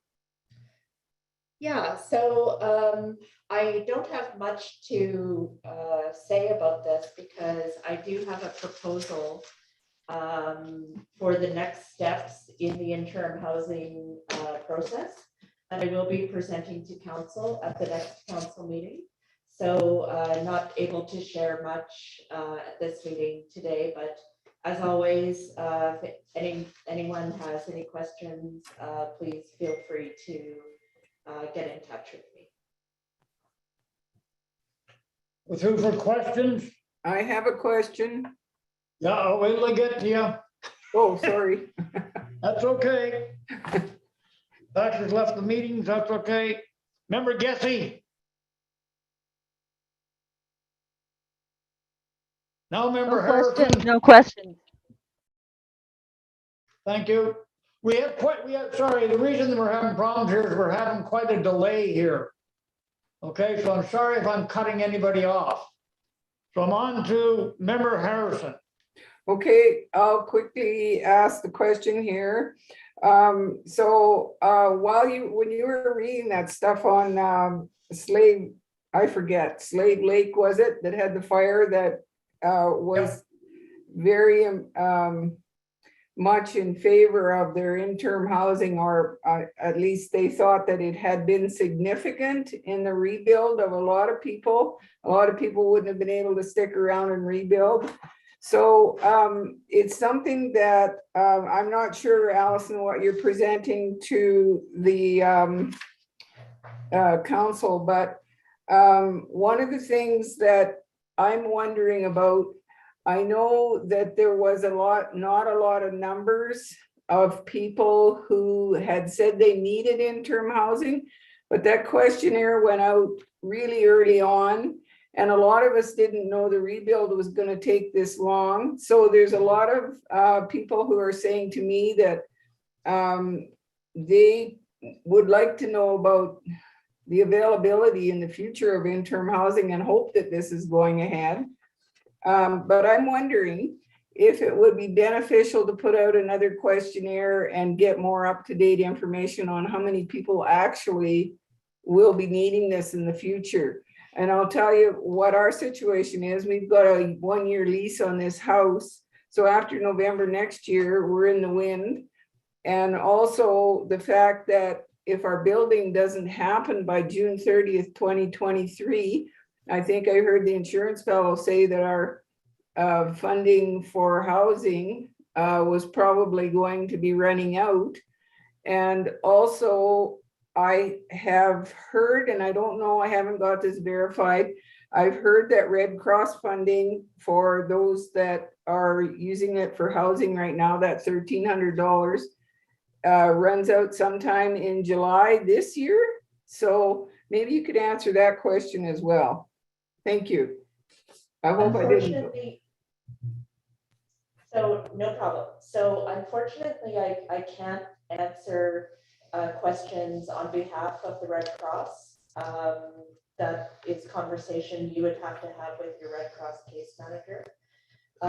Same sort of thing, unfortunately, with your insurance policy. The Village of Lytton individual staff can't really, unfortunately, express an opinion on your individual insurance policy. With respect to the rebuilds and your point about the questionnaire, you actually took the words right out of my mouth. The data that we have right now is insufficient to support the need for interim housing, in my view. We're looking for where we can obtain more data, and we are working with our partners, and I'm thinking another community engagement will be useful, because as you say, the need has shifted certainly since the original survey was done. So we're hoping to capture that information. I hope that helps. By when?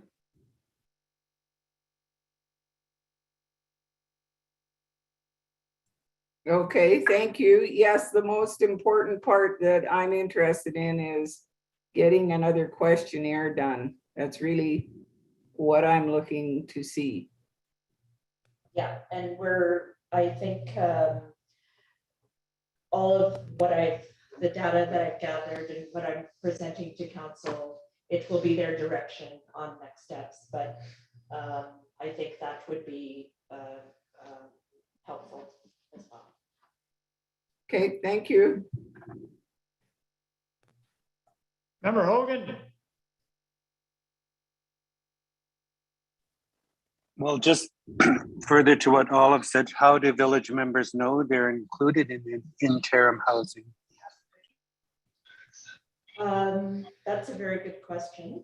So I have developed, along with some community members, a list of individuals who lived in the Village of Lytton municipal boundary at the time of the fire.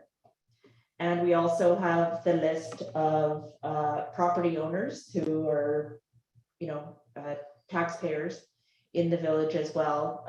The list includes renters and property owners. So we have that contact list together.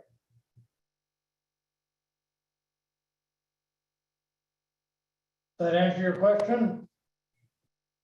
Member Hogan? I guess I would have to do just. Is there a point of clarification I can make, or?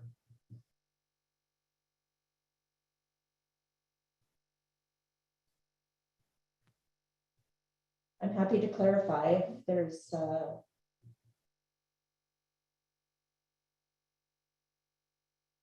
okay. Mm.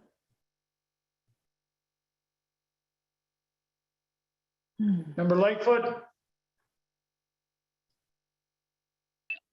Thank you. I think we talked about that list of residents last meeting. And at that time, the comment was made that it's a living document and that it may not be totally accurate, but I would, and Allison, please tell me no if it doesn't work. But I would suggest that perhaps if people are concerned that they're not included on that list, that we provide a link to Allison or someone else that can review the list to ensure that they're on there. The only other comment I'm sorry? Sorry. Okay. The only other comment I wanted to make was interim housing maybe didn't get a great response last time because, and I'm sure Allison, you'll flush this out, but people really don't know what financial commitment they need to make to be in interim housing. It's not pre-housing. But I would assume if you're still under an insurance policy or you're still receiving Red Cross money, that those monies could be put towards the rent of an interim house project. Having said that, it will run out at some point. And so to make a commitment to move somewhere, most of us need to know what kind of financial details we have to address. So just a comment, I think we'll get a better response if people know that specific. Thank you for working on this though. And as everyone else has said, as it becomes more evident that it's going to be a longer road than we had hoped, it becomes more and more important. Thank you. Thank you. Member McGuire? I'd just like to make sure that that it's not just being able to answer online. There are so many people who aren't online that we have other ways to reach out to people to find out if they need interim housing. It can't just be online. Absolutely. And I think I'm going to, ask perhaps this committee, once we develop a survey tool, like a questionnaire, or I'll ask maybe for volunteers from this committee to contact those people by phone that don't have access to a computer, if that would be welcome.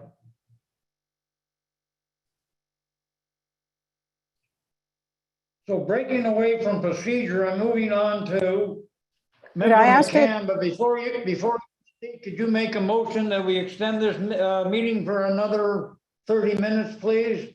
And I'll just take for granted everybody did it. We'll vote on it. Could you do that, please? You want me to make a motion to extend the meeting until we're finished? Nope, just for another half hour when we'll be finished. There you go. Yeah, I can make that motion. Thank you. Everybody was in favor. Now, do you have any questions for Yes. Madam? Thank you. I do. Not so much a question as a comment, Allison.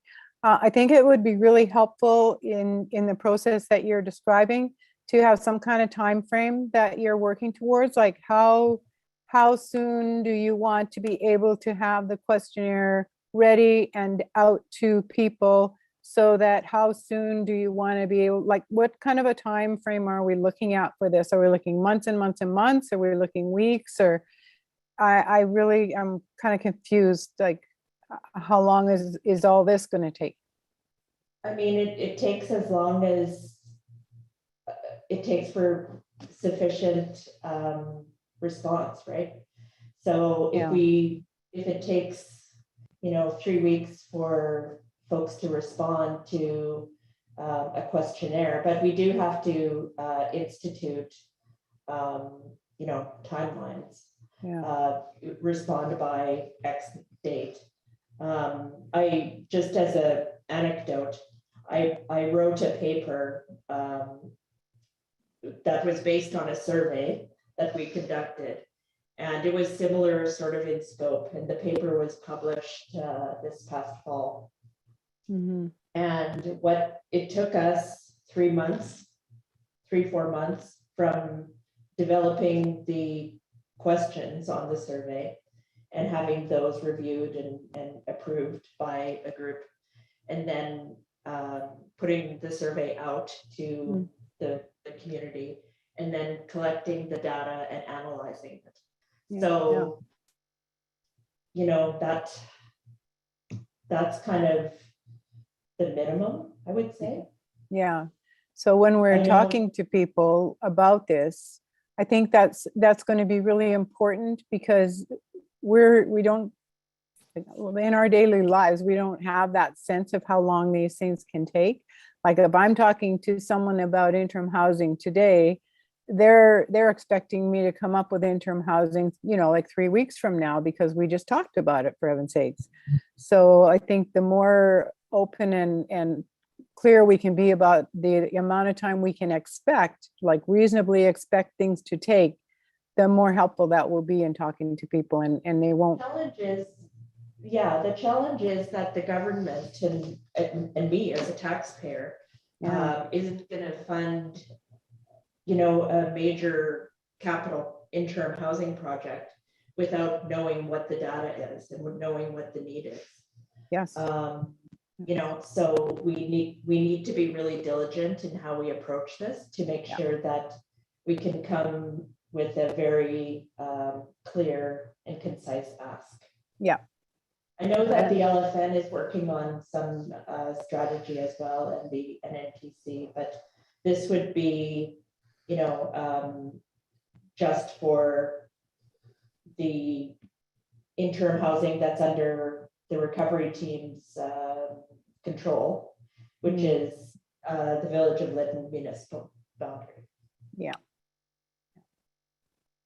I've taken enough time. Thank you for answering. Thank you, and thank you for the motion. Member Michelle? Hi, I just have one suggestion. So when that original survey came out, it basically it asked, do you agree to share your information? It didn't say who you were sharing the information with, didn't say what you were going to be sharing. So I clicked no, and it said, thank you for participating. And I couldn't go any further than that. So I didn't get to fill out that survey in regards to the housing. So, and I know there was lots of questions about who was getting the information, and that's why a lot of people didn't fill it out. That's good feedback. Thank you.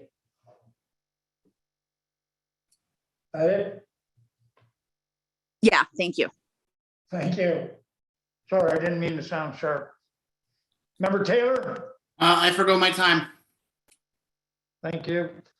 So when I read, I just want to make a couple of comments. When I read that article from the mayor, it took me back to my military days. I don't want to bore you, but if you know the city of Victoria, if I was posted from CFB Esquimalt down to Work Point Barracks, which is about 20 city blocks, that's where I made my new friends. I didn't go back to CFB Esquimalt.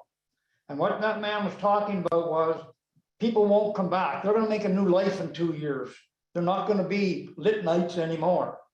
And the interim housing is built close by, so our village is Well, they're building, they're living as Lyttonites still. And our problem we're having with is some of these people are gonna be making new lives for themselves. I know some have got jobs in different places and they won't be giving those jobs up, come back to Lytton and that stuff. And that was why I know the council put a lot of work and effort into trying to get this interim housing going with much previous staff. I used to ask at meetings when they had the organization chart that had interim housing manager. I used to always ask, is that Mr. or Mrs. vacant? And that place never got filled. But I think Mr. High is going to be filling in his as a project manager, but we're 7 months in. And that's going to take a long time. And we are going to lose people just because it's natural for them. When I got posted, I never went back to my old postings, never. But the housing manager, with respect, can't do his job without any data, right? Oh, he needs the data. He also needs money. Yeah. So there's several things. And the other one that I had asked for a long time ago, and before Madam Recovery Manager's time, was when EMBC went out and did the report, I asked them, put it down in front of a local person. I said, I'll stay in this room. I'll tell you who you missed. Because we've got people right across that hearts, big as this, big hearts, doing the work. They do not know our people. And I think we have one piece of documentation lists 900 residents of Lytton, you know, and places like East Hastings, Lytton, North Shore Drive, Lytton. And people that don't know Lytton and don't know the people, they don't get through to them. So it's just a thing that probably this committee should be thinking of, striking a small subcommittee to assist these people when they, you know, when they're doing these things, so they can add the local bit to it. I could probably give you 10 names out there. Nobody knows how to get a hold in this town. Anyway, thank you for your report as usual. Moving right on, we're on to 6.1. Member Guessy, would you like to address that?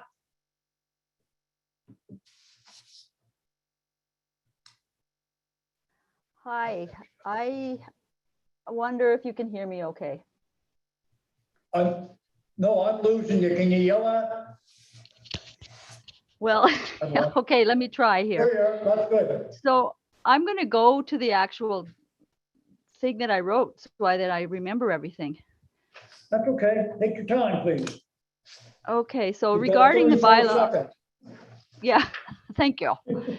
Regarding the bylaw 750, after brief discussions with the residents who lost homes in the village, it appears that there's a group who want to scrap the bylaw 750 altogether. So that would be at least 20 individuals that I talked to at the last count. And some of the folks want to proceed with the bylaw maybe in a less unwieldy way, a more concise way. So there's a number of points in the bylaw that are presented. Can you hear me okay, Ian? Oh, yeah, that's good now. Okay. So there's a couple of points in the bylaw that are presented that appear as though the ability for people to build back would be hampered with excessive permitting and some oversight by professionals that just seems exceedingly difficult, let's say.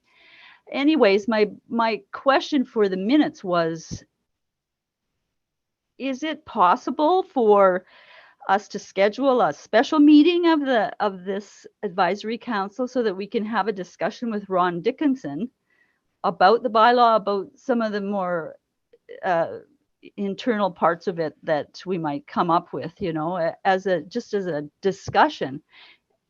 I just wonder if people want to do that, if a special meeting is the way to go. I'm not quite sure what else to say about it. Yeah, Mr. Dickinson, are you present still? I am, Mr. Chair. Thank you. Do you think that would be a good idea to call a special meeting and sit with you? And when I look at that, going through it page by page seems to be an arduous endeavor. Let me use that word. So what I would suggest, if you take the time to sit with us, because I know you have lots to do, that our members go through there and mark the exact spot so we can say, have a look at page 37. Does that make sense? Have a page 72. Does that make sense? That would make your job much easier, would it not? It would, Mr. Chair, and it would also probably shorten the meeting up by hours. So I think that's a very good suggestion. Okay.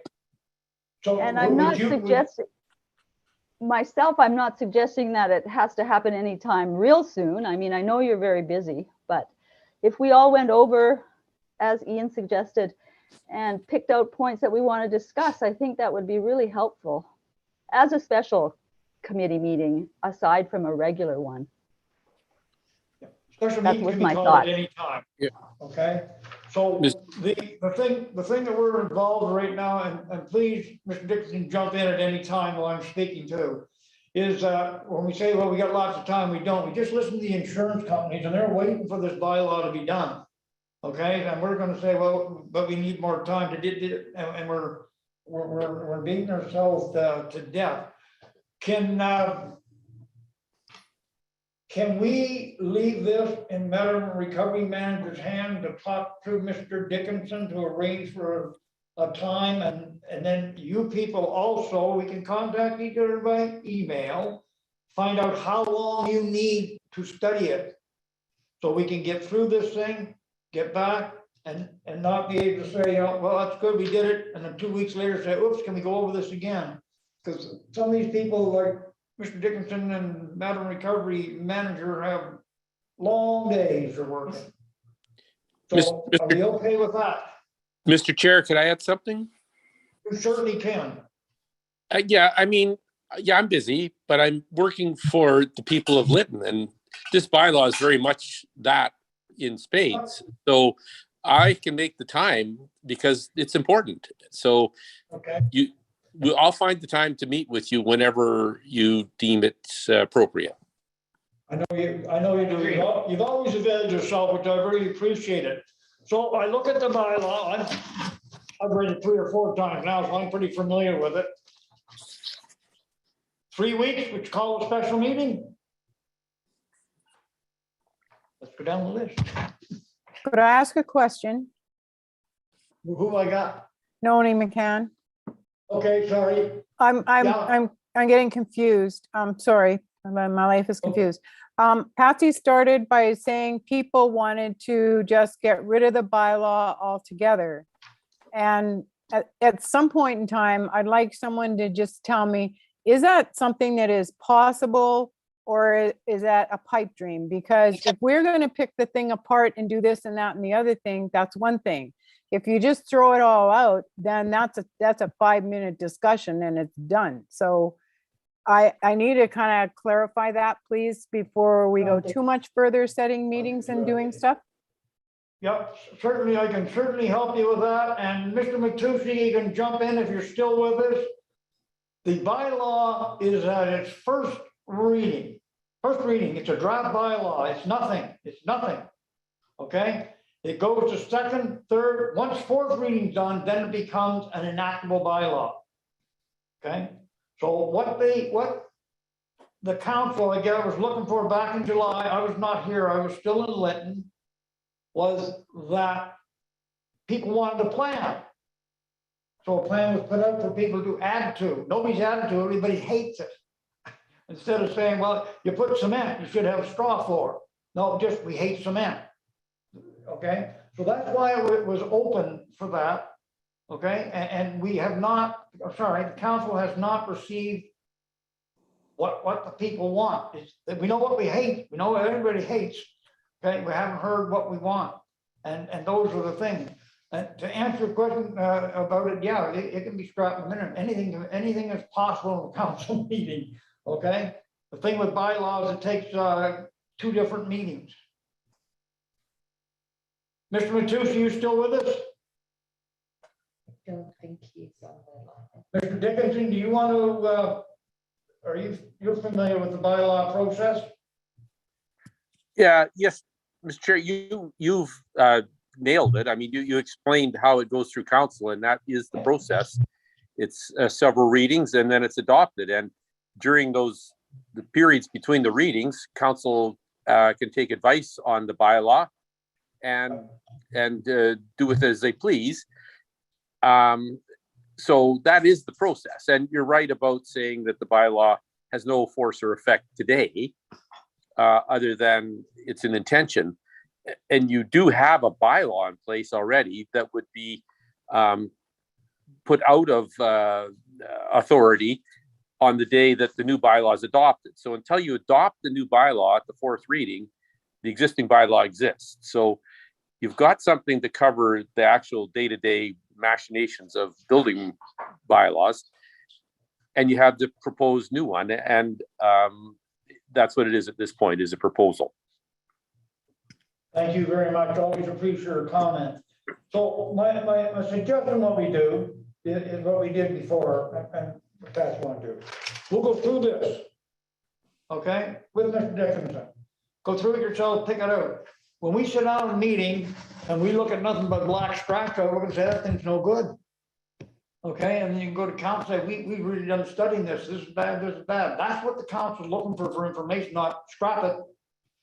A reason why you want to scrap it, okay, or a reason why you want to keep it in place, why you want to pass. So it's a chance to. Another hour.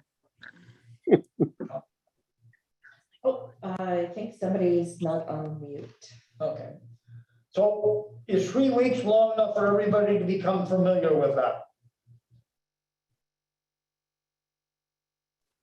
Lightfoot speaking. I think 3 weeks is too long.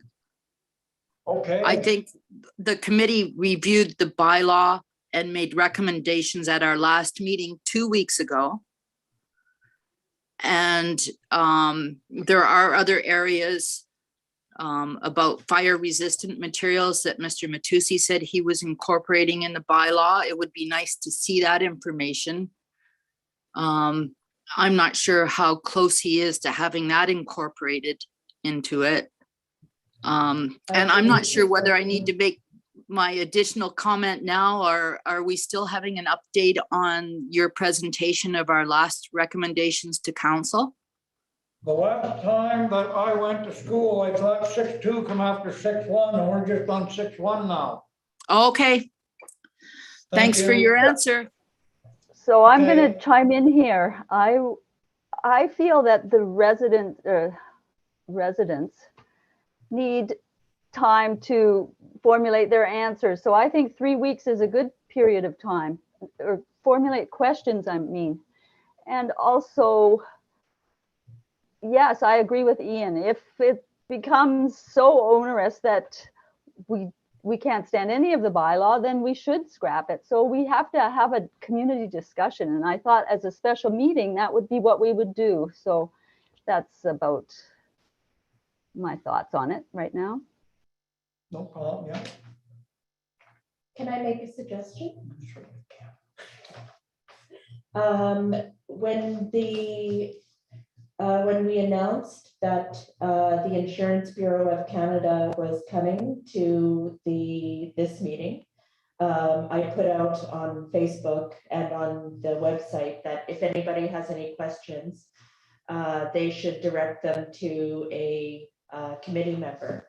Would that be helpful as well, to follow a similar process to if we post the bylaw and give people, a number of weeks to submit their questions to a member of the committee? What would committee members think about that? I think not only doing that, but to also have a place on the website where they can post their question and those questions be brought forward to the committee. Or perhaps emailed to communication. Yeah, good idea. I would just like to add that from back in July when this. Are we jumping, like, can you identify yourself? Because I've only got 4 people at the top. I don't know who's talking. Okay, this is Noni speaking. Okay, thank you. Thank you. I just know that after talking to some people throughout this summer, when this first got tabled and there were reactions to it, that a number of people sent in their concerns to the village at that time. And so there should be a lot of documented responses that in the villages of Lytton somewhere, like communications, I believe, is where it all went to. So if those concerns could be brought forward, I think that would be really helpful too, because I don't like to ask someone that's already submitted their concerns repeatedly to say, could you send me your concerns, please? Like, I know that a lot of people have been quite diligent about sending in concerns about the bylaw, and maybe if that would be made available for this meeting, that would be very helpful. I mean, I'd love to go back through the entire communications inbox to pick out those questions. Unfortunately, I just don't have the capacity at this time. I'm really sorry.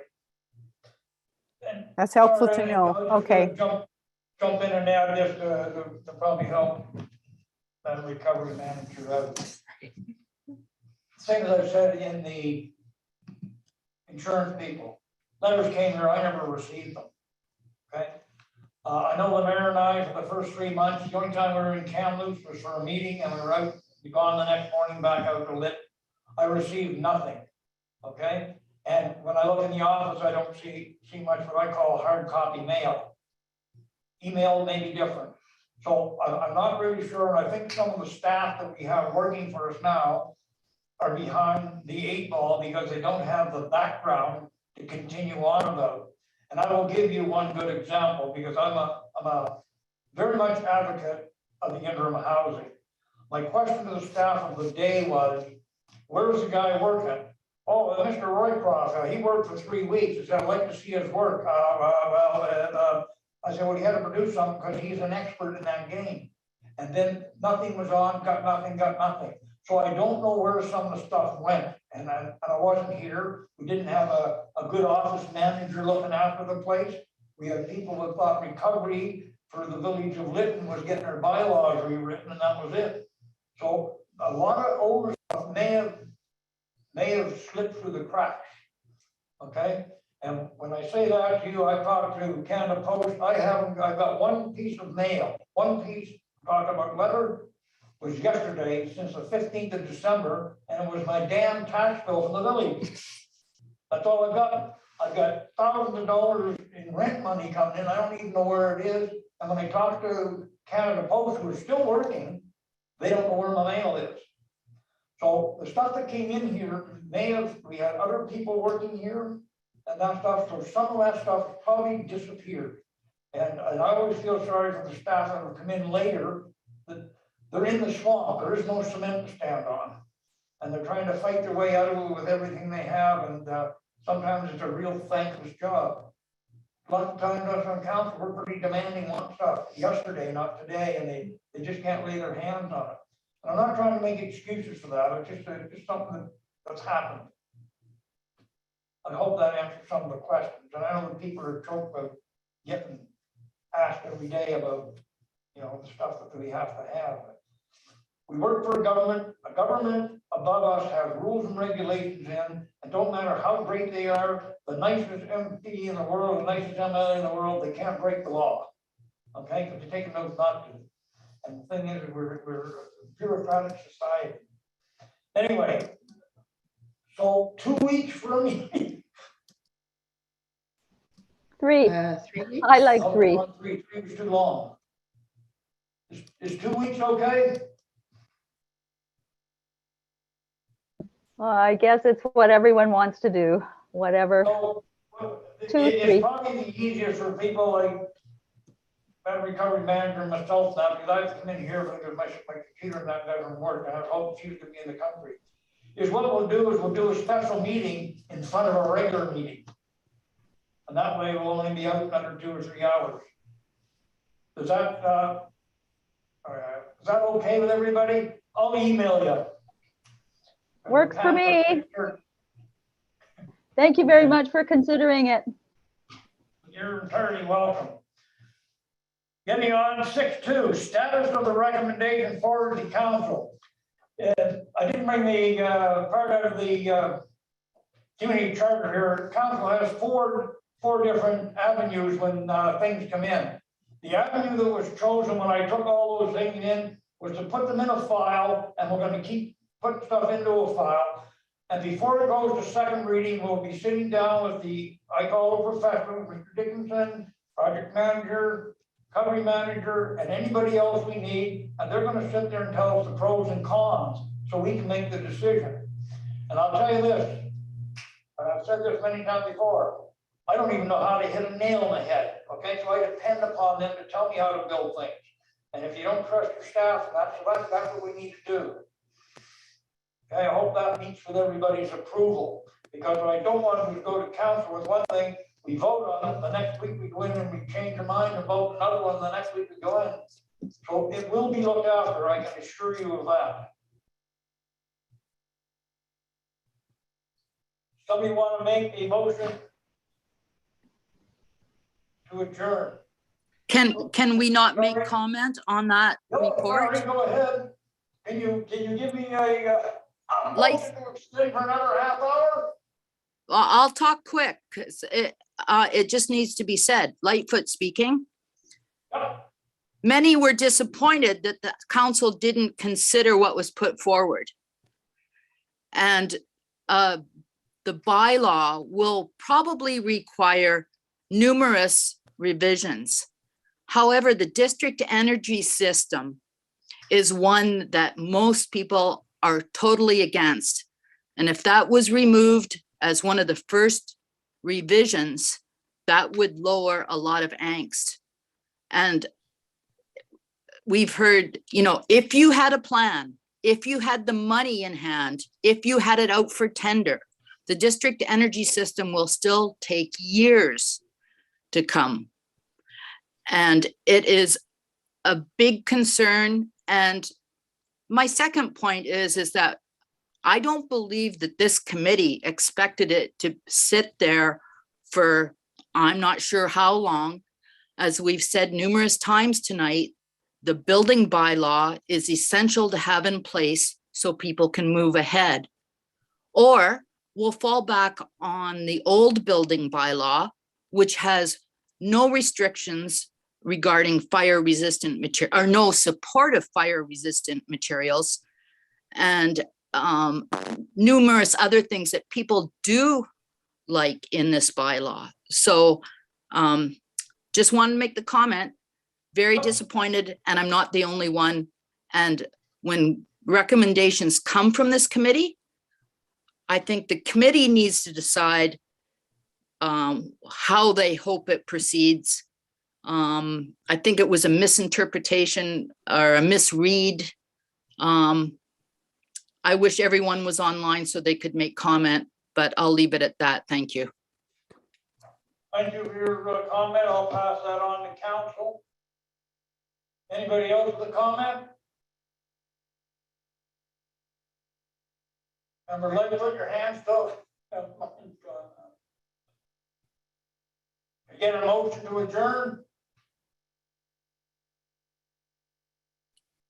Member Taylor moves. I believe Member Taylor. Yeah. Thank you very much. Thank you for your time. Thank you all very much. That was very good. Thank you so much, everyone, for attending. Good night. Mr. Dickinson, I'm going to send you an email right now. Is that okay? I think he may have jumped off. Yes, yeah. Thank you very much. Have a good night, everyone. Thank you. Bye, everybody.